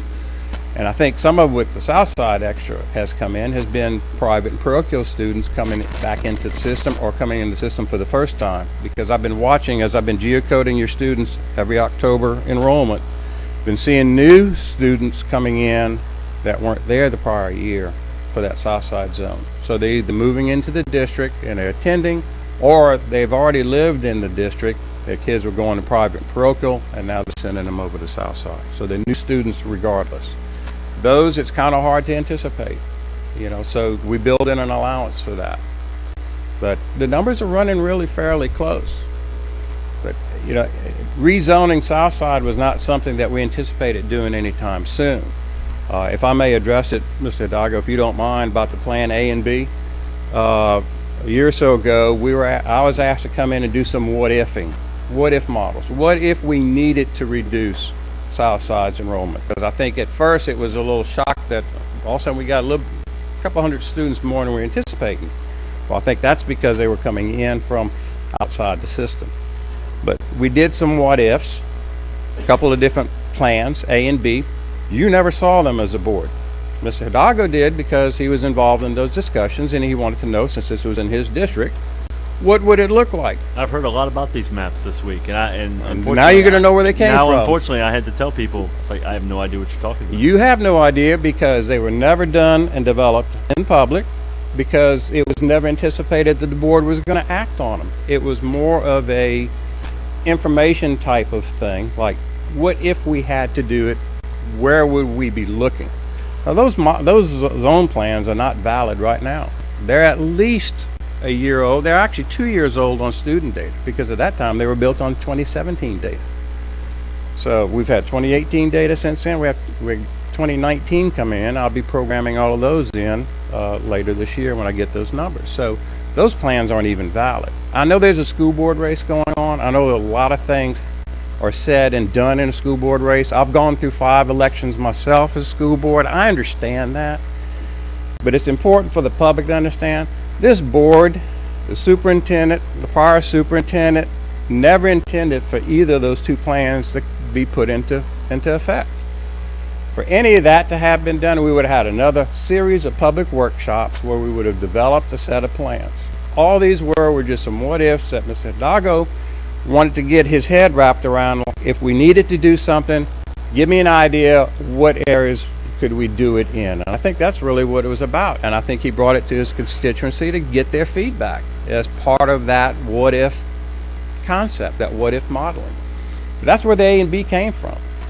But it was never intended by the staff and to even come for an adoption. That's why you never saw it. So it's to say that, oh, this is something that was imminent. Mr. Latchley putting this on the agenda this means that one of these plans is going to be put into place. We're going to be rezoned. That's not the case whatsoever. That's not how it's done. It's not how I do it. If we're going to end up having to rezone after we get all our data updated and the report comes out and there have to be some zone, it's going to be a very public process like we did in 2016. I'll come up with some ideas and we will put them on these screens and we can model in real time. We can move a line from here to there and see what it does to the student count. And that modeling we did as we developed these plans. These were not done in a vacuum. Working with staff, we would look at incoming 8th graders, 7th graders, and 6th graders to get an idea of a 3 to 4 year range, what may be coming through a prospective zone. So we would have an idea what it would do over time based on your current student data. So we look at all of these things. We look at subdivision development. We look at businesses. We look at employment. We look at general population trends. all of those things fit into this picture. It's a very comprehensive picture. It's not a simplistic approach, and it's not a simplistic solution. It's a very multifaceted thing, and Lafayette does have a very complicated system, but it's not it's not a impossible thing to do. But just have to have a little patience to get the data that you need to make a right decision. You may not have to do anything, but you may also have things that Ms. Trosclair, her staff may say, look, we really think we have some issues here, and it may be issues not having to do with Como or Southside whatsoever. It may be dealing with some other areas, because there are some other areas that I've been watching enrollment trends that we really didn't affect with any zoning, and I'm seeing some trends that kind of bothering me, and I want to dig into it and see what the deal is. And part of that is mapping out students that are going to the magnet programs and where they live and what zones are they coming from. And the system will do that once I get all that plugged in. Y'all may remember during some of our things when you wanted to see what students might have been going to a particular Spanish immersion or French immersion program, I could put the dots up there. All the yellow dots were the kids that were going to French immersion across the parish, you know, for Prairie or Myrtle Place, and you see them all over the place. Well, that's going to be the same type of thing that you'll be able to see here. If you want to see what kids are going to the engineering academy at Northside, I'll be able to put those red dots up there and show you what they are. So it's a comprehensive look. It's very informative. To be honest with you, I'm dying curiosity to see where it is right now, compare it to where we were in 2016 when we were putting all this together.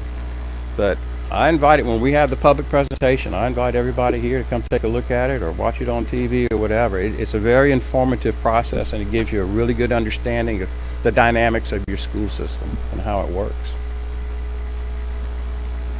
Please.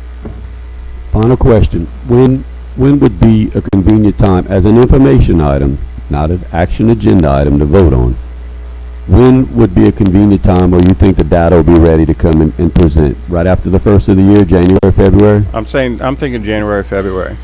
That's what I'm thinking. It may go a little bit quicker than that, but it's probably January, February. I think with the end of the year and the holidays and so forth and so on, probably after coming back in January, early February, depending on the meeting's agendas, would probably be a good time. Yeah, and also I have to, Ms. Trosclair, the interim superintendent, has some senior staff now that weren't involved in all these processes, correct, like Mr. Aguilar, Dr. Aguilar were, and Joe Craig and all them. So to be fair to them, need to bring them along in the process and bring them up to speed so that they can contribute to what they see and have me direct me to do certain things, as Joe and them had done in the past when there were concerns.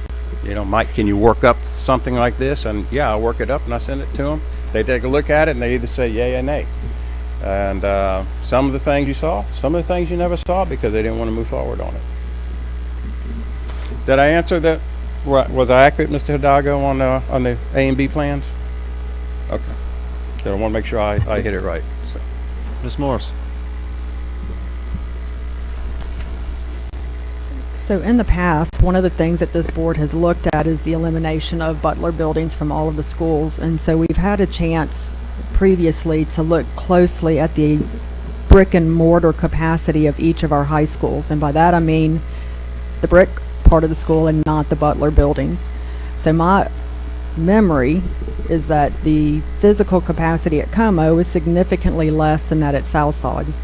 Southside was designed, as Mr. Hidalgo said at the beginning of this discussion, for a larger population, taking into account the fact that they were going to be adding an addition on in the future with a much larger cafeteria, more bathrooms, larger hallways, etc. So with the numerous staff and residents or attendees at Como High School, zone students and academy students who contacted me, they're very happy with the current state of the school.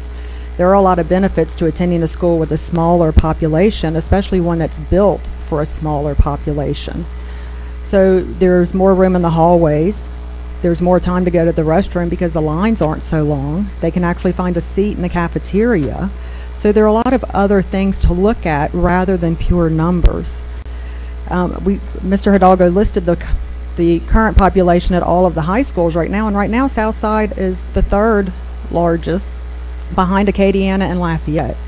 So I think that if and when the school board begins looking at the numbers of students at the schools, they should keep in mind, one, the goal of eliminating Butler buildings, two, the physical capacity of the schools, and look at all of the freestanding high schools, the 6 that were listed earlier, to make sure that when we're not looking at equal population as much as what the capacity is for the schools, and I don't mean capacity population, I mean capacity cafeteria, bathrooms, parking, and things of that nature. I think it's a plan that needs to encompass all 6 schools and not just be focused on Southside and Como. I mean, right now Como's almost twice the size of Northside High School, and we're not having that discussion. So I think there are a lot of things that can be considered in a plan, but I think the plan has to be comprehensive, because this board, the 9 members on this board, represent the entire parish, not just the one particular district of a particular board member. So decisions need to be made on behalf of every student in the parish and not students in one particular area. Yeah, and I would agree with that, if I may comment. And that's the approach that we took with the comprehensive plan, that we had the physical capacity, the design capacity, and that's what we tried to get the zones to fit within, the design capacity. And I want to say, from my time on the board, I think the core facilities for Como, I may be wrong, is probably around 1,300. Any more board member comments? Dr. Chasson. All right. Let's see. First of all, everybody in here, just take a deep breath, please. Like, the tension in here is just way too much. It's way too much. Let's see. Gosh, I'm not even sure where I want to start.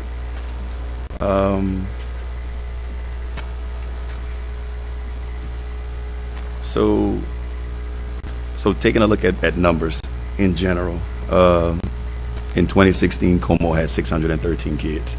In 2017, they went to 344 for their incoming freshman class, and Southside went to 379.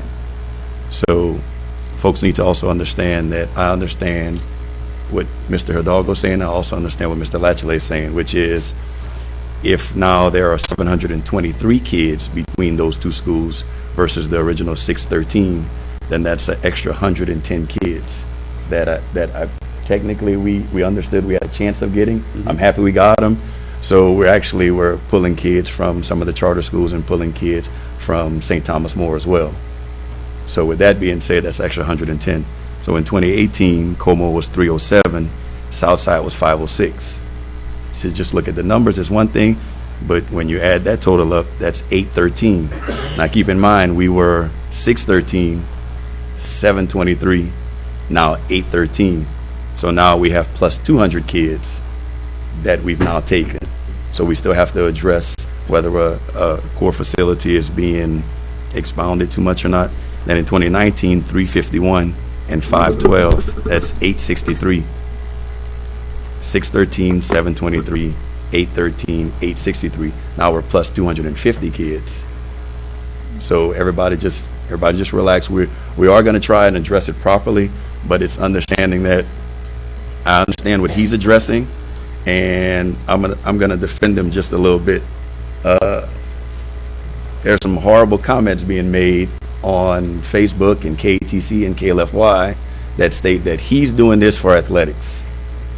Please, if you have truly no idea of what's taking place, don't get behind the keyboard and start typing. Because to understand that, I think he has at his Acadiana High School 80 seats for incoming freshmen, 80 seats for incoming sophomores, and they're not even remotely close to being full. So how dare, if any possible athletes, they're trying to link him to, this is about athletics. He's trying to decrease what's going on at Southside. It's not about that, because any kid that still wants to go to Acadiana can still go no matter what. No matter what. Any kid that wants to go to Northside can still go no matter what. So I heard we need to address the inequities. Let me try it again. Inequities. I can't say the word. the inequities, inequities. I can't, it doesn't sound right to me. Of Northside High School. Please, I'm humbly asking you, please leave Northside out of this discussion. Please. I'm asking you to, humbly asking, please. I'll tell you why. Folks seem to have a misconception of Northside that at some point we were this 1,500 student capacity school that is somehow now just sunk to low numbers. It's not, guys. Our core capacity at Northside is 1,060. I got a little high school. So for folks to say there's some issue and then to hear folks clapping about it, guys, my graduating class was 197 students. You multiply that times 4, that's in 1999. I'm saying it like I'm old, y'all, so y'all bear with me. Even if it stayed at 197, you multiply that times 4, which the classes after that, 210, 187, 172. Even if I went times 4, I'm still at 766 kids. We've never been a big high school, never. So to defend Mr. Latchley, it's not about athletics, because it's about the kids that you have, the coaches that you have. I mean, we're happy where we're at. We went from an F to a D to a C. Leave us out the discussion. I personally would like to make a parish-wide magnet school very, very soon. Folks are going to be like, well, what's he trying to do? I just want to open it up for any kid. And any kid can still come there now. I have plenty openings. But when it comes down to athletics, it's not that, because if it goes by the number of kids, I mean, we had a 2,000, 2,100 student capacity school that went 0-10 for football. And then they went 3-7 the year after that. It's not about that. Meanwhile, in 2005, my dear Northside, they were state runner-ups with 709 kids. So it's not about that. For basketball, we won state the next year with 698 kids. So it's not about the number of kids. So the comments on Facebook, they're not fair at all. Let's see. What inevitably we have to do is take Como, look at what's going on, see if they're really decreasing that dramatically, and we have to address that. Now, if and when we get to a point at Southside where there's too many kids, then we have to address it. Now, here's what I understand. If it doesn't affect you, I'm not going to hear from you. If I'm possibly rezoning your area, I expect to hear from you. I'm supposed to. Because if you're rezoning my kid, you're going to hear from me. If you're happy at Southside, you don't want to be rezoned. Like, there were even comments online, hey, looks like they took out, I've never seen the maps, by the way. I found the maps, I tracked them down, I know where they're at. But even comments online, such as to find out that you're not involved in the possible rezone, and then the person says, oh, great, thanks, oh, that's wonderful. And then it's a moot point for that person at that. I understand if you're happy at Southside, you want to stay. If you're happy at Como, you want to stay. If you're possibly going to be rezoned, I understand we're going to hear from you. But y'all don't take the approach of somebody here is trying to do something illegal or do something wrong to your school. It's just the numbers. When the school gets full, we have to address it. If everybody's happy with more Butler buildings, we can certainly put them. We just put, how many? 6? Or they're not there yet, but I know we passed them. It's a total of 12 classrooms, 6 total, Ms. Cassidy. So we can do that as well, but we're going to look at it. But I don't think it's going to happen until possibly 21, 22, 2021, 2022. So some folks then at that point say, oh, my kid will be a junior. And then all rising juniors and all rising seniors can stay. So then the room will be less full, but then there are new people that are coming in. So everybody be patient about it. Don't get so up in arms. I do understand, but let's be cordial about it. And even though I should take his advice, he says, don't read the comments. I can't help myself, because when you read the comments, then you even find out that that folks are talking bad about me online. Like, I'm at Northside. How are you talking bad? Oh, they're trying to choke Como just like they choked Northside. We finally are moving up the ladder, and I'm happy to be moving up the ladder. And it's not about the sports. It's not about the academics. I'm just happy overall that the kids are learning. They're making significant strides, but we gotta calm down. Please, I'm like humbly asking everybody, calm down, relax. It's gonna be okay. Just stop with the ugliness online. So I'm gonna pause for that because I don't want to just ramble on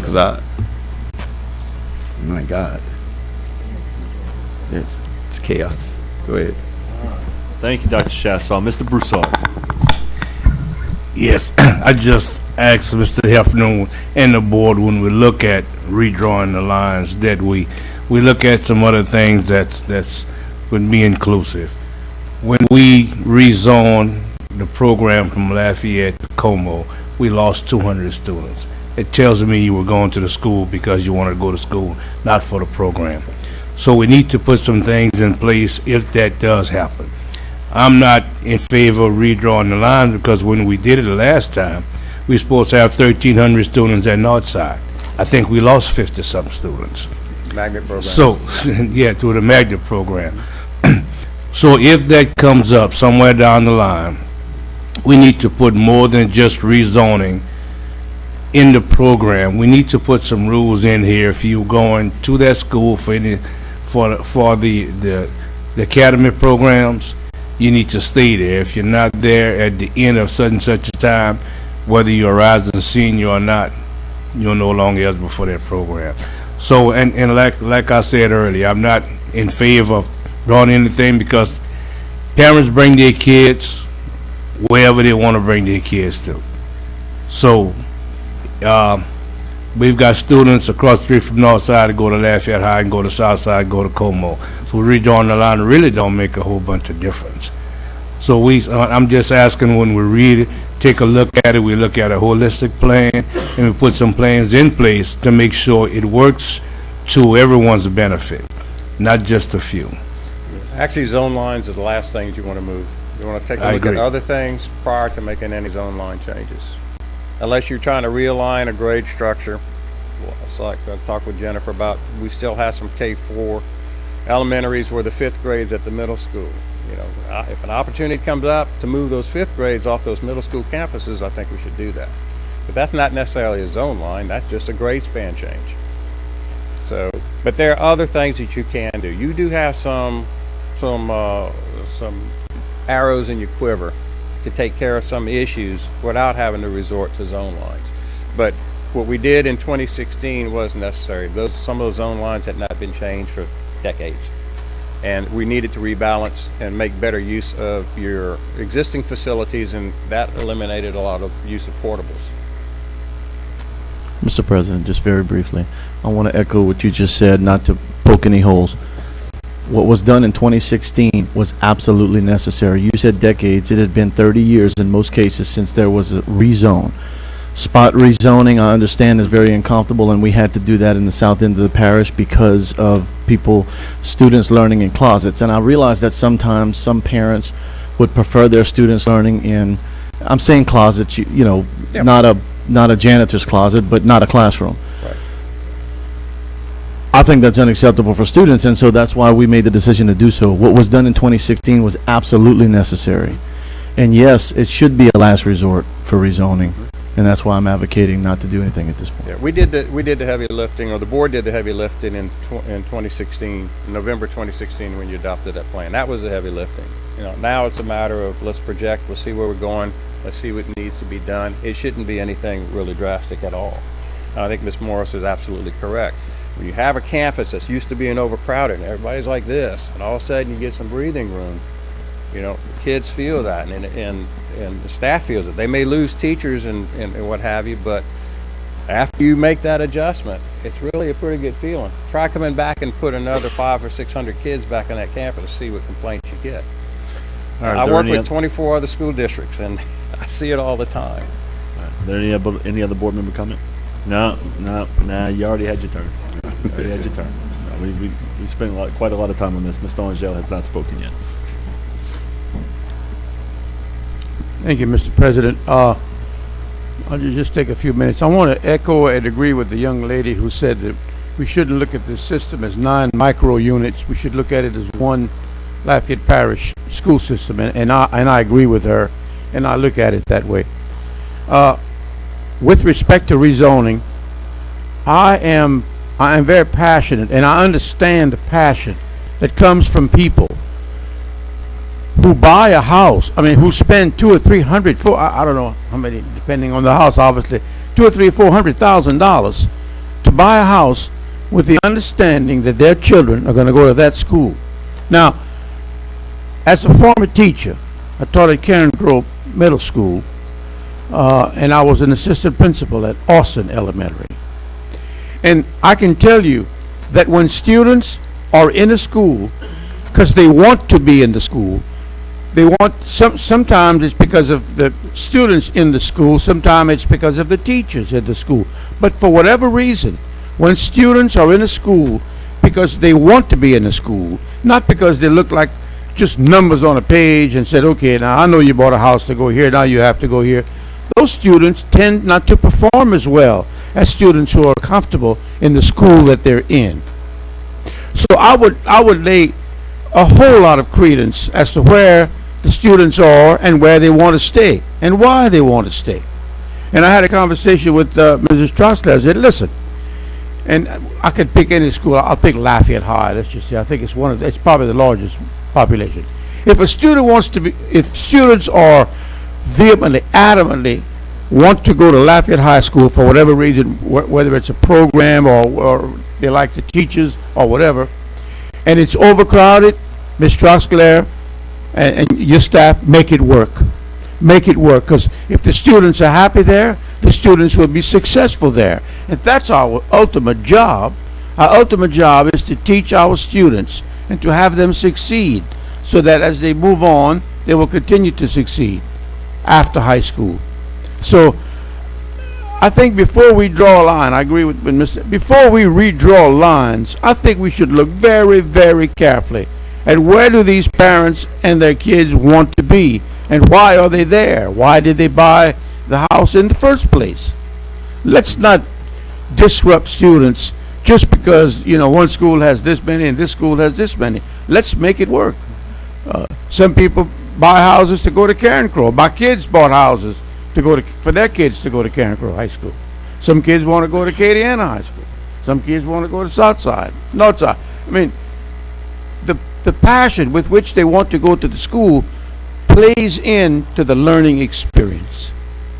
So I would be very, very, very cautious about redrawing a line and just telling a student one day, well, when school starts next year, you can't go there. You can't go there anymore. I would be very, very cautious about doing that. Thank you, Mr. President. Thank you, Mr. Angel. Is there any other board member comment? Ms. Morrison. I had a question about Butler buildings. We're not sure. We don't have the numbers yet. Southside could continue growing. So where do we draw the lines on Butler buildings? As Ms. Morris said, our goal was to get our kids out of the Butler buildings into the brick and mortar. So I guess my question is, we're going to add 6 Butler buildings to Southside. Is that correct? My understanding, I wasn't part of that decision, but it was my understanding from talking with staff that there was some leftover USDA money that you either used it or you lost it, and the decision, and you could only use it for Southside because that's what the money was earmarked for, and that gave them enough money to move 6 portable buildings there for future use when they were necessary. They're not necessary now, but you were going to lose the money if you didn't use it. So that was what the superintendent came to the board with. I think that's where a lot of the public perception came in that, oh, it's already overcrowded. They're moving portables over there. No, this is a prospective movement of portables. They're not necessary. Probably won't be necessary for another couple of years. But they're already there. They're already paid for with the USDA money. But I don't think the public really ever understood that they were going to be there, but they were essentially going to be empty because they were still using your permanent classrooms and your core facility. but it was either use that money or lose it. And when you got a good deal on some money, as we all well know, the facilities, you try to accommodate them the best way you can. And we know we're going to have growth in that area. And so I think it was a good decision for the board to go with that recommendation. You may not need them now. You may need them a few years in the future, but they'll already be there. You won't have to pull out of your budget and go find it. They're already there. Thank you. That's all. I'll give you one short. You fine? Okay. So I do have a question too. Yeah, I want to make sure I understood what you just said, because what you just said clicked for me. So, somebody had you draw some maps last year. Mm-hmm. Y'all went and had a town hall meeting. No. Two town hall meetings. Yeah. I wasn't involved. You weren't involved. I was not Who was involved in in the town hall meetings? You were? I was requested to draw the maps. You and I and drew the maps. superintendent at a town hall meeting. All right. So you drew had some maps drawn. You had 2 town hall meetings, and then we moved portable buildings to Southside, and we wonder why everybody thinks the school's overcrowded. Did we ever bother telling them that the school's not overcrowded? Every chance you got, but in the meantime, you're showing them rezoning maps. I mean, I forgive the public. Is that a question? Well, I'm just saying I forgive the public for thinking that the school's overcrowded, because, to be quite honest with you, until about 5 minutes ago, I thought the school was overcrowded. I mean, I really did. Well, I mean, Which is why we were Maybe having. that's my fault for not paying attention closely enough. Maybe it is. Well, I wouldn't say that, but that's exactly why we were having the discussions about potential rezone, because that has been the mentality of the board, with all due respect, for quite some time, just because of the conversation about how many students were coming in. We never did bother to sit down and discuss the fact that there was space available. So the opportunity to tell the public what all the options were, this wasn't just a rezoning town hall meeting. This was, if we rezone, these are 2 options the demographer feels make sense, but we don't need to do that. We can put Butler buildings on the campus, and that was the recommendation from the superintendent. It was all in one conversation. Okay. All right. May I ask what the total capacity is of Southside and Como combined? Real classrooms, not including Butler buildings. Like I said, I haven't gone back and looked at my chart. I've got almost 2,900 students at the 2 schools. Yeah, you got about 1,300 for the core facilities for Como, but I know we've added additional classrooms over the years when I was on the board. So, they may be able to hold 1,600 maybe in permanent classrooms. The rest were taken up with portables. And you got 2,000 that you can figure for Southside. So you're probably looking at 3,700 students. 2,000 plus 1,700. No, outside of portable buildings. Oh, outside of portable buildings? Yeah, like regular school buildings, yes. You're probably looking at Southside, probably, I haven't gone and looked at those numbers lately, but you're probably looking at about 1,800, 1,800, something like that. If staff knows. No, like the actual. Where? Are you talking about the actual numbers there? No. I'm talking about. Let's just forget that students even go to Southside. Okay. And you were trying to sell this to some school somewhere. How many students would you tell the school they could have at that school? I'd say they'd probably max out at 2,000. With inside the building? Mm-hmm. No, No, but there's some space in there that they can generally utilize for that. Look, I know you will expand in a school to the space available, and when you need to put in additional, you can put in additional. So without building a phase 2 on Southside, we can accommodate 2,000 students outside of portable buildings. If you get creative with your existing space, and I have seen schools get creative with their existing space to be able to do that. Now, if you want to just do it on the elbow room that they have right now, you're probably looking at about 1,700 to 1,800. But your core facilities are built for 2,000 or more. It's usually the core facilities that cause you the problems. And what's Como's core facilities? If I recall right, and I wasn't involved in the design of the school, but the numbers that I was generally working with staff around, the core facilities for around 2,000 students. President, Ms. Gardner just mentioned. The core facility, cafeteria, library, restrooms. Right there. We could ask her too. That stuff. Oh, I'm speaking about Como. That's a core facility. Yeah, Ms. Gardner just mentioned that she feels it's around 1,400 students at Como with the core facility. Oh, no, Como? Without. Como. Como, as of this morning, 81 classrooms, With the core facility, probably about 1879 with the 80% efficiency. I'm sorry, that was Lafayette High. My apologies. Yeah, let's do it. 1763. So if every Butler building moved off of Como High's campus, you telling me we could put, the core facility is built for 1783? With the 80% efficiency, yes. So 57 classrooms with, 76 classrooms with an average of 29-to-1 student-pupil ratio is about 2,200, but you take an 80% efficiency rating, which is about 1763 for Como. The master plan that was done in 2010 will give you a lot of that information there on what the core facilities were actually designed for, the original core facilities, not necessarily the student capacity, but the core facilities. Okay. Dr. Chessel. The Then regular ed classrooms only at a 80% efficiency for us is 1,763 kids. With special ed involved, it brings us to 1972. That's for Como. For Southside, at 72 classrooms times 29 kids at an 80% efficiency, it's 1,670. That's 62 classrooms and 10 SPED classrooms. If you don't include the SPED classrooms, the regular ed only classrooms at an 80% efficiency brings us to 1,438 kids for Southside. And those are the actual estimated capacity numbers as of 9/11 today. Just to give everybody a heads up so they know. Thank you, Dr. Chasson. All right. Anybody else? One last chance, and then we're moving on. I remind everyone that this is a motion to defer this item. So it appears that at some point in the future we will all get together and have the same conversation.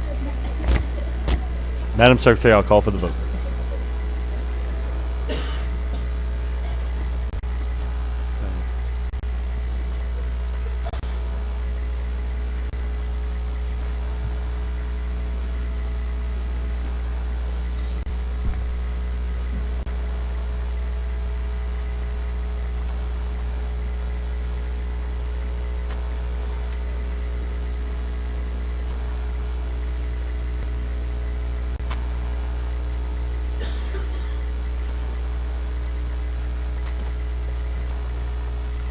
Nine for, none against. Motion carries. Next item on the agenda is number 22. Discussion and/or action concerning the 2002 half-cent sales tax fund declaration of excess reserve payout to teachers for year 2018-2019. Mr. Latchley. I guess the motion would read, I make a motion that the board declares the distribution of $1,902.67 in one lump sum to be paid out. I'll second.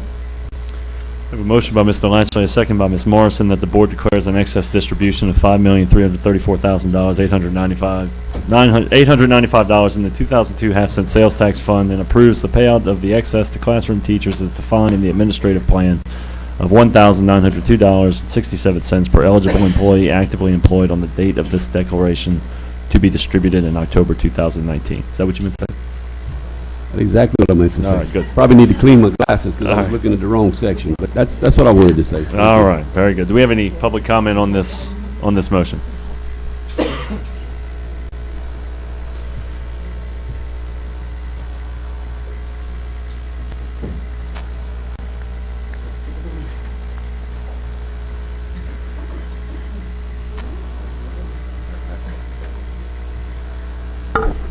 Thank you.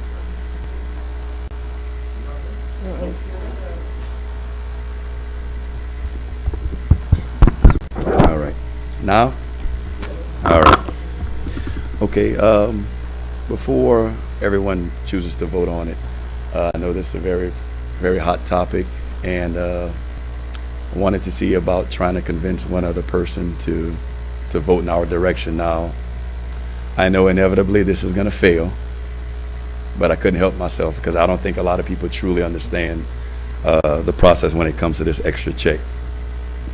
So let me at least start by saying that I am happy that I'm actually going to take your verbiage, Mr. Centani. I am happy that this money is going to be dispersed to the teachers no matter what route it goes. I know this is probably still going to fail 6-3, 7-2 maybe, but Mr. Centani convinced me a couple years ago, because I used to always vote for the lump sum. Always voted for the lump sum. If that's what the teachers want, hey, vote for it. But I want to be sure that everybody truly understands what's taking place when it comes to lump sum versus permanent. So I'm going to take everybody through a really quick thought exercise. If a teacher retires at 20 years at 2.5% of your FAC, then you will get 50% of your permanent salary, depending on when you're hired or not, your 3 highest or 5 highest years, you will get 50% of that top figure for the rest of your life. So if you retire at 20 years at 2.5% and you were making, let's say, $48,000, then you will get $24,000 divided up by 12 every month, and you will see a check of $2,000 every month. Okay. Now, if we took this $2,000, $1,900, and put it into your permanent salary, no matter what, you're still getting it in the lump sum. You're still getting it in your permanent salary. You're just getting it divided into 12. And I know a lot of folks say, listen, that's not tangible to me. I get that. I'm happy that you're getting it no matter what. An extra, $67. It's not. I've heard fathomable, tangible, like I understand, but if you allow us to take that $2,000 and put it into your permanent salary, now your permanent salary is now not $48,000, but it is $50,000. You're going to get $2,000 right now in one scenario, or you're going to get it over the course of a year.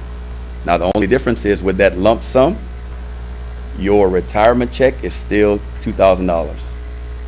But if you allow us to put it into your permanent salary, then at that point you're retiring at $50,000, and your monthly retirement check based upon retirement and whatnot would be $2,083. Now $2,083, that's not really much, but over the course of a year, that's an extra $1,000 after retirement.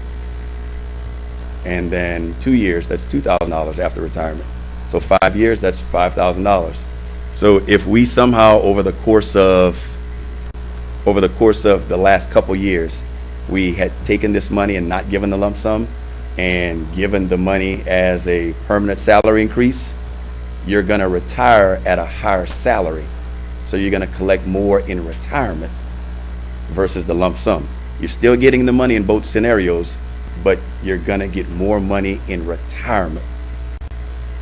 And that's what I'd like folks to truly understand and grasp. If we had taken the last $10,000 and instead of lump sum had put it into permanent salary, so those permanent salaries had went up from 48 to 50 to 53 to 55. Let's say it got to $10,000 over what you were making before. When taxes dip, we're still liable for that. That's a benefit for you, but we've been blessed to not see that. And if you could somehow possibly get to like $58,000 from previous years, then even though you don't see it, but we're raising your permanent salary, then at that point you're retiring at 50% of $58,000. So you're going to take your years of service versus whatever increment, depending on when you were hired, 2%, 2.5%. And I mean, even at $58,000, just the math of it all, of you retiring, means that you would see an extra $5,000 over the course of that first year of retirement. And then $10,000 over 2 years.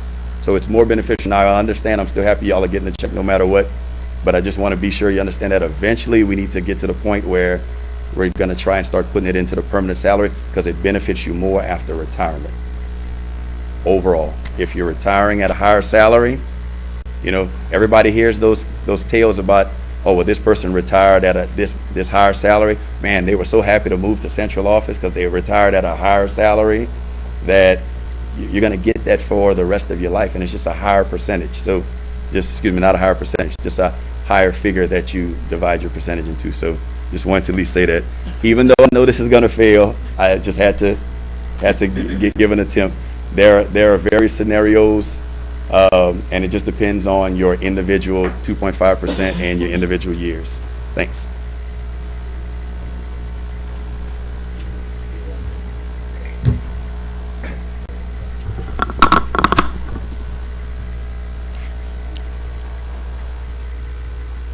Thank you, Mr. President. Melinda Mangum. I have been a teacher for a century, pretty much. I served on the committee that went to every organization in this town talking about this tax when we passed it. It was to keep Lafayette Parish within the top 10, maybe the top 6. And I believe that today we're in the bottom 30-something in salary. We're one of the richest parishes, and we wonder why we're always looking for teachers. The purpose was to attract and retain. I also want to thank Dr. Chasson for addressing this. My theory is we have not educated our teacher corps as to the purpose of this. And I understand that teachers don't make enough every month, so getting that lump 1,000 or the lump 2,000 sounds like a great deal. But if they got 1,000 in their paycheck this year, that 1,000 is in there for the rest of the time they're teaching. So if they teach 10 more years, they have $10,000 that they got in their salary. That ought to be easy to understand. 1,000 today or 10,000 down the road. And I don't know why we have this discussion every year. We just had the Blue Ribbon Committee meeting. The time we have put money into teacher salary, 2010, 2015, twice since 2002. One of the things we talked about, and a former board member recommended that for next year that we go with the premise that we're going to put it in the salary. I just hope our teacher corps begins to understand why this was so important. I have teachers who tell me, well, do you really think I'm going to stay long enough to get a retirement? Well, that concerns me, because part of that is they go to other jobs because their salary is not enough. So thank you for beginning the education of our teachers, that maybe they will understand the work that went into getting this passed. My concern is if we have to go to the public again to have another tax passed, and they're going to ask, and what did you do with the 2002 tax? It was supposed to keep our teachers in the top 10, the top 6. Did you do that? How do we go to the public and ask them to support something we want to do again? We have outstanding public schools. We have some incredible teachers in our system. Please, let's make this right for those teachers. Thank you. Thank you, Ms. Mangum. Was there any other public comment on this motion? Oh, Mr. Hefner. You haven't seen enough of me already, but then again, this is the reason I actually was coming to the meeting, because I was appointed to the Blue Ribbon Committee several years ago, but I was also on the board when we were discussing all of this and developing the administrative plan. During those discussions, the idea was to get money into the teachers' pockets, and we never really specified whether it was going to be one way or another. It's just that all those funds were going to go to the teachers. The methodology that we employed, we developed afterwards. We did an 11.5% increase in pay the following year and that went into the salaries. Okay, but then we ran the calculations and saw that if we contributed to the salaries every year, we're going to cap out within 3 or 4 years, and there'd be no more to distribute. Because it all would be in the salary schedule, and there would be no extra money whatsoever. So, yeah, it would lift you up temporarily on your salaries, but you wouldn't have any more money to distribute to teachers that were going to be coming in down the road. Yeah, the salary schedule will be up a little bit, but that's all they'll ever see. They won't ever know that it's, unless they look at the breakdown in the budget of what's contributing to their salary and sees this part coming from the half-cent sales tax, they would never know. So that, at that time is when the board decided we'd go ahead and start doing excess distributions. Now in 2010, the board added some to the salaries, but you have to keep, our policy requires that you keep an equitable reserve in there for in case there's a downturn, because you can't cut the salary. So if you spend let's say $3 million adding this to the salaries, you're going to have another $3 million put into a reserve fund. Right now, I think you got $6,000 because it was added in 10 when I was on the board, and in 2015, that board added some to the salary. So some of those monies are tied up in a reserve fund. So that's another thing, is that you're not getting the $1,900 spread out over 12 months. You're getting only part of it because half of that's going to the reserve to cover in case we have a downturn. Now, I know the Blue Ribbon Committee has argued this every year. My suggestion to them, and I think it was accepted, is that this year we do the distribution for the check.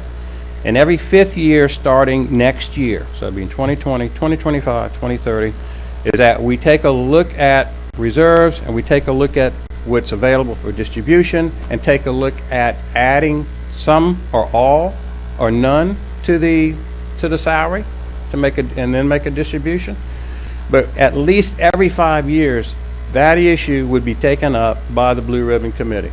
Are we going to put some, all, or none into the salary? And where you may have an excess distribution that comes out to $300 per employee if you have a real downturn in sales taxes. So we'll look at it every 5th year, or the Blue Ribbon Committee will look at it every 5th year. And that way, in the years in between, those will be distributions. So I'm hoping it kind of cleans things up with the discussions on the Blue Ribbon Committee. I'm hoping it makes it easier on the boards when they have to make these decisions. Because they're competing ways to distribute the money, but the money's still getting to the teachers. And so when they say, well, what are you done with the money? Well, it's going to the teachers. We have a separate audit on that every year. And all the money goes to the teachers. It's just the form in which it goes. We still have to take retirement out, though, even if it's on a distribution check. So it goes into their retirement account. So that policy changed with the state several years ago. That wasn't in place when we first passed the 2002 tax. It had to be in the permanent salary for it to be counted toward retirement. Now it does count toward retirement, is what I understand.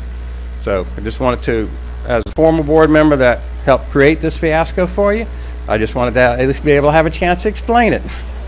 I appreciate that. Any other public comment? Good afternoon. My name is John Gio. I teach at Northside High School. I've never done anything like this before, so bear with me. I have a solution, I believe, for the whole sales tax issue. I don't think it matters, honestly, how it gets to teachers like we were talking about, but I want to ask a question. If it's $100 every month, is it locked in forever? Just $100. That I do have an issue with, right? We have a thing called inflation. Right now, currently, our step increases don't even account for inflation, last time I checked. And if we lock ourselves into that $100, yeah, it goes to your retirement, but I can do the math for y'all to let you know if it's going to be more money. Chances are it's not going to be more money in the long run. Now, if they said, okay, teachers are going to get 70% directly to your salaries, 70%, and from my calculations, that seems to be about how much is handed out directly to teachers. The rest is going into paying for after-school tutoring, etc. If we just said 70% to teachers and then put it into the checks would vary every year based on what sales tax was incoming.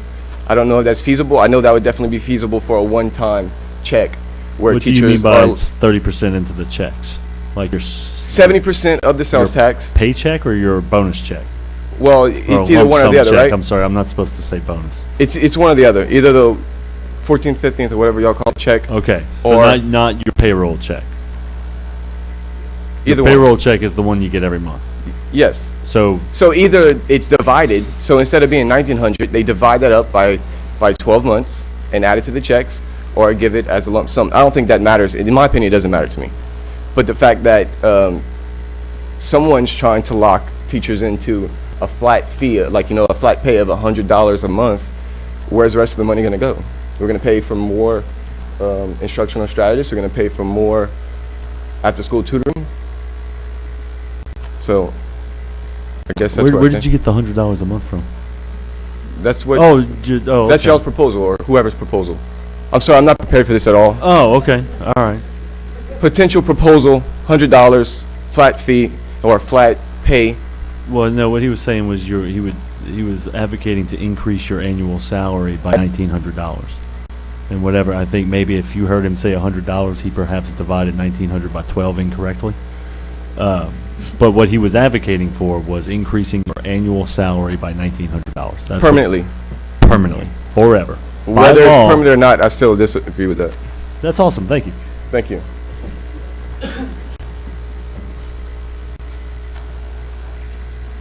Do we have any board member comment?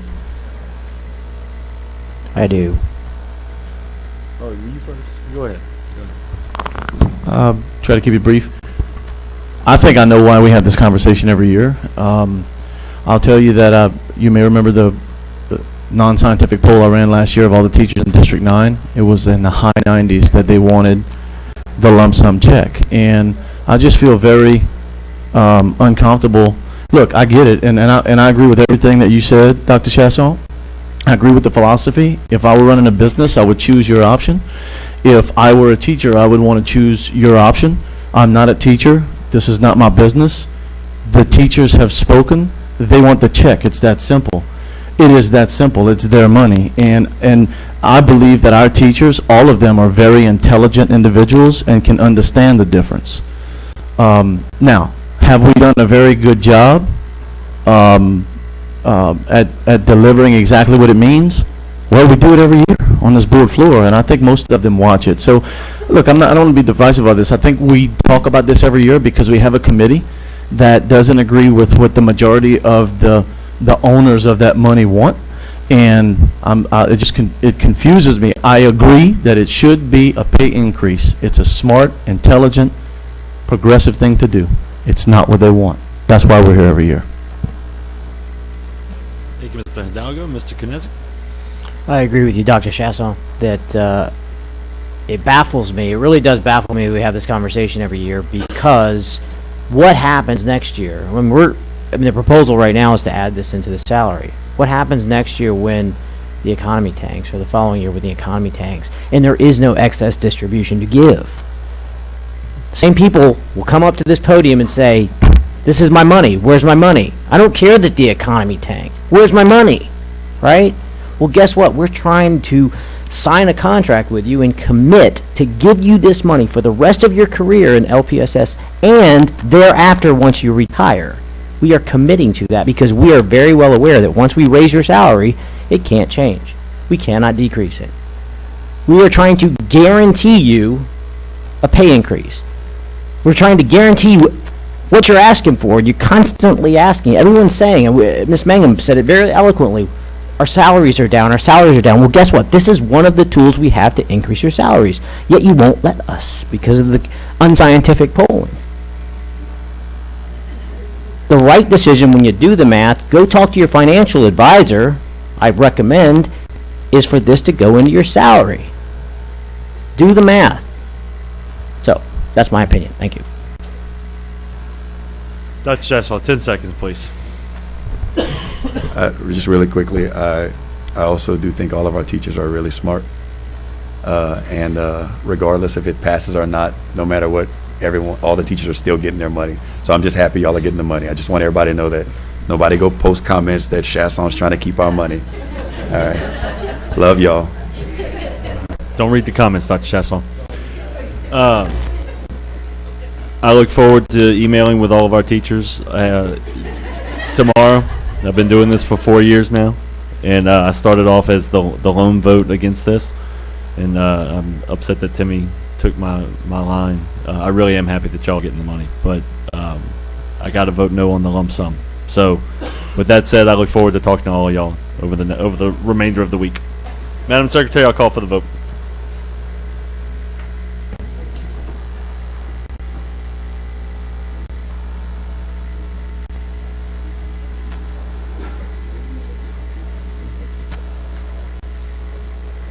That's like giving your kids a whole big chocolate candy bar because they want it.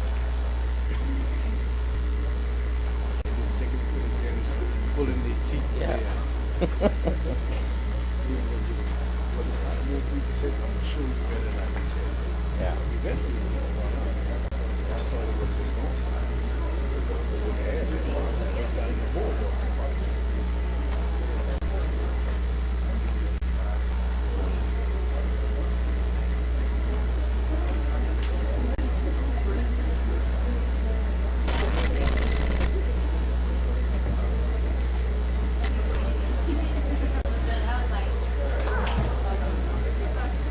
I'm hungry.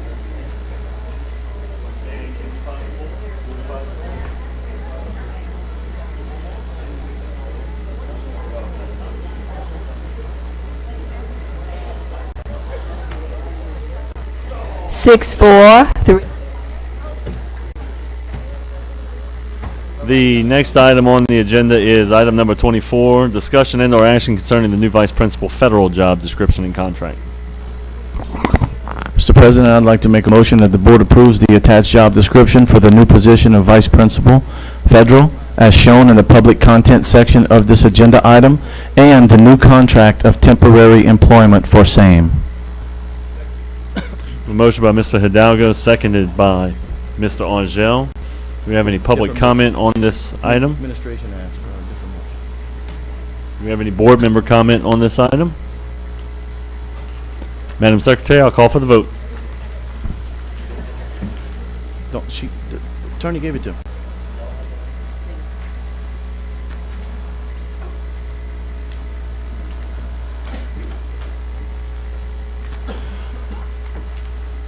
Do you want to eat?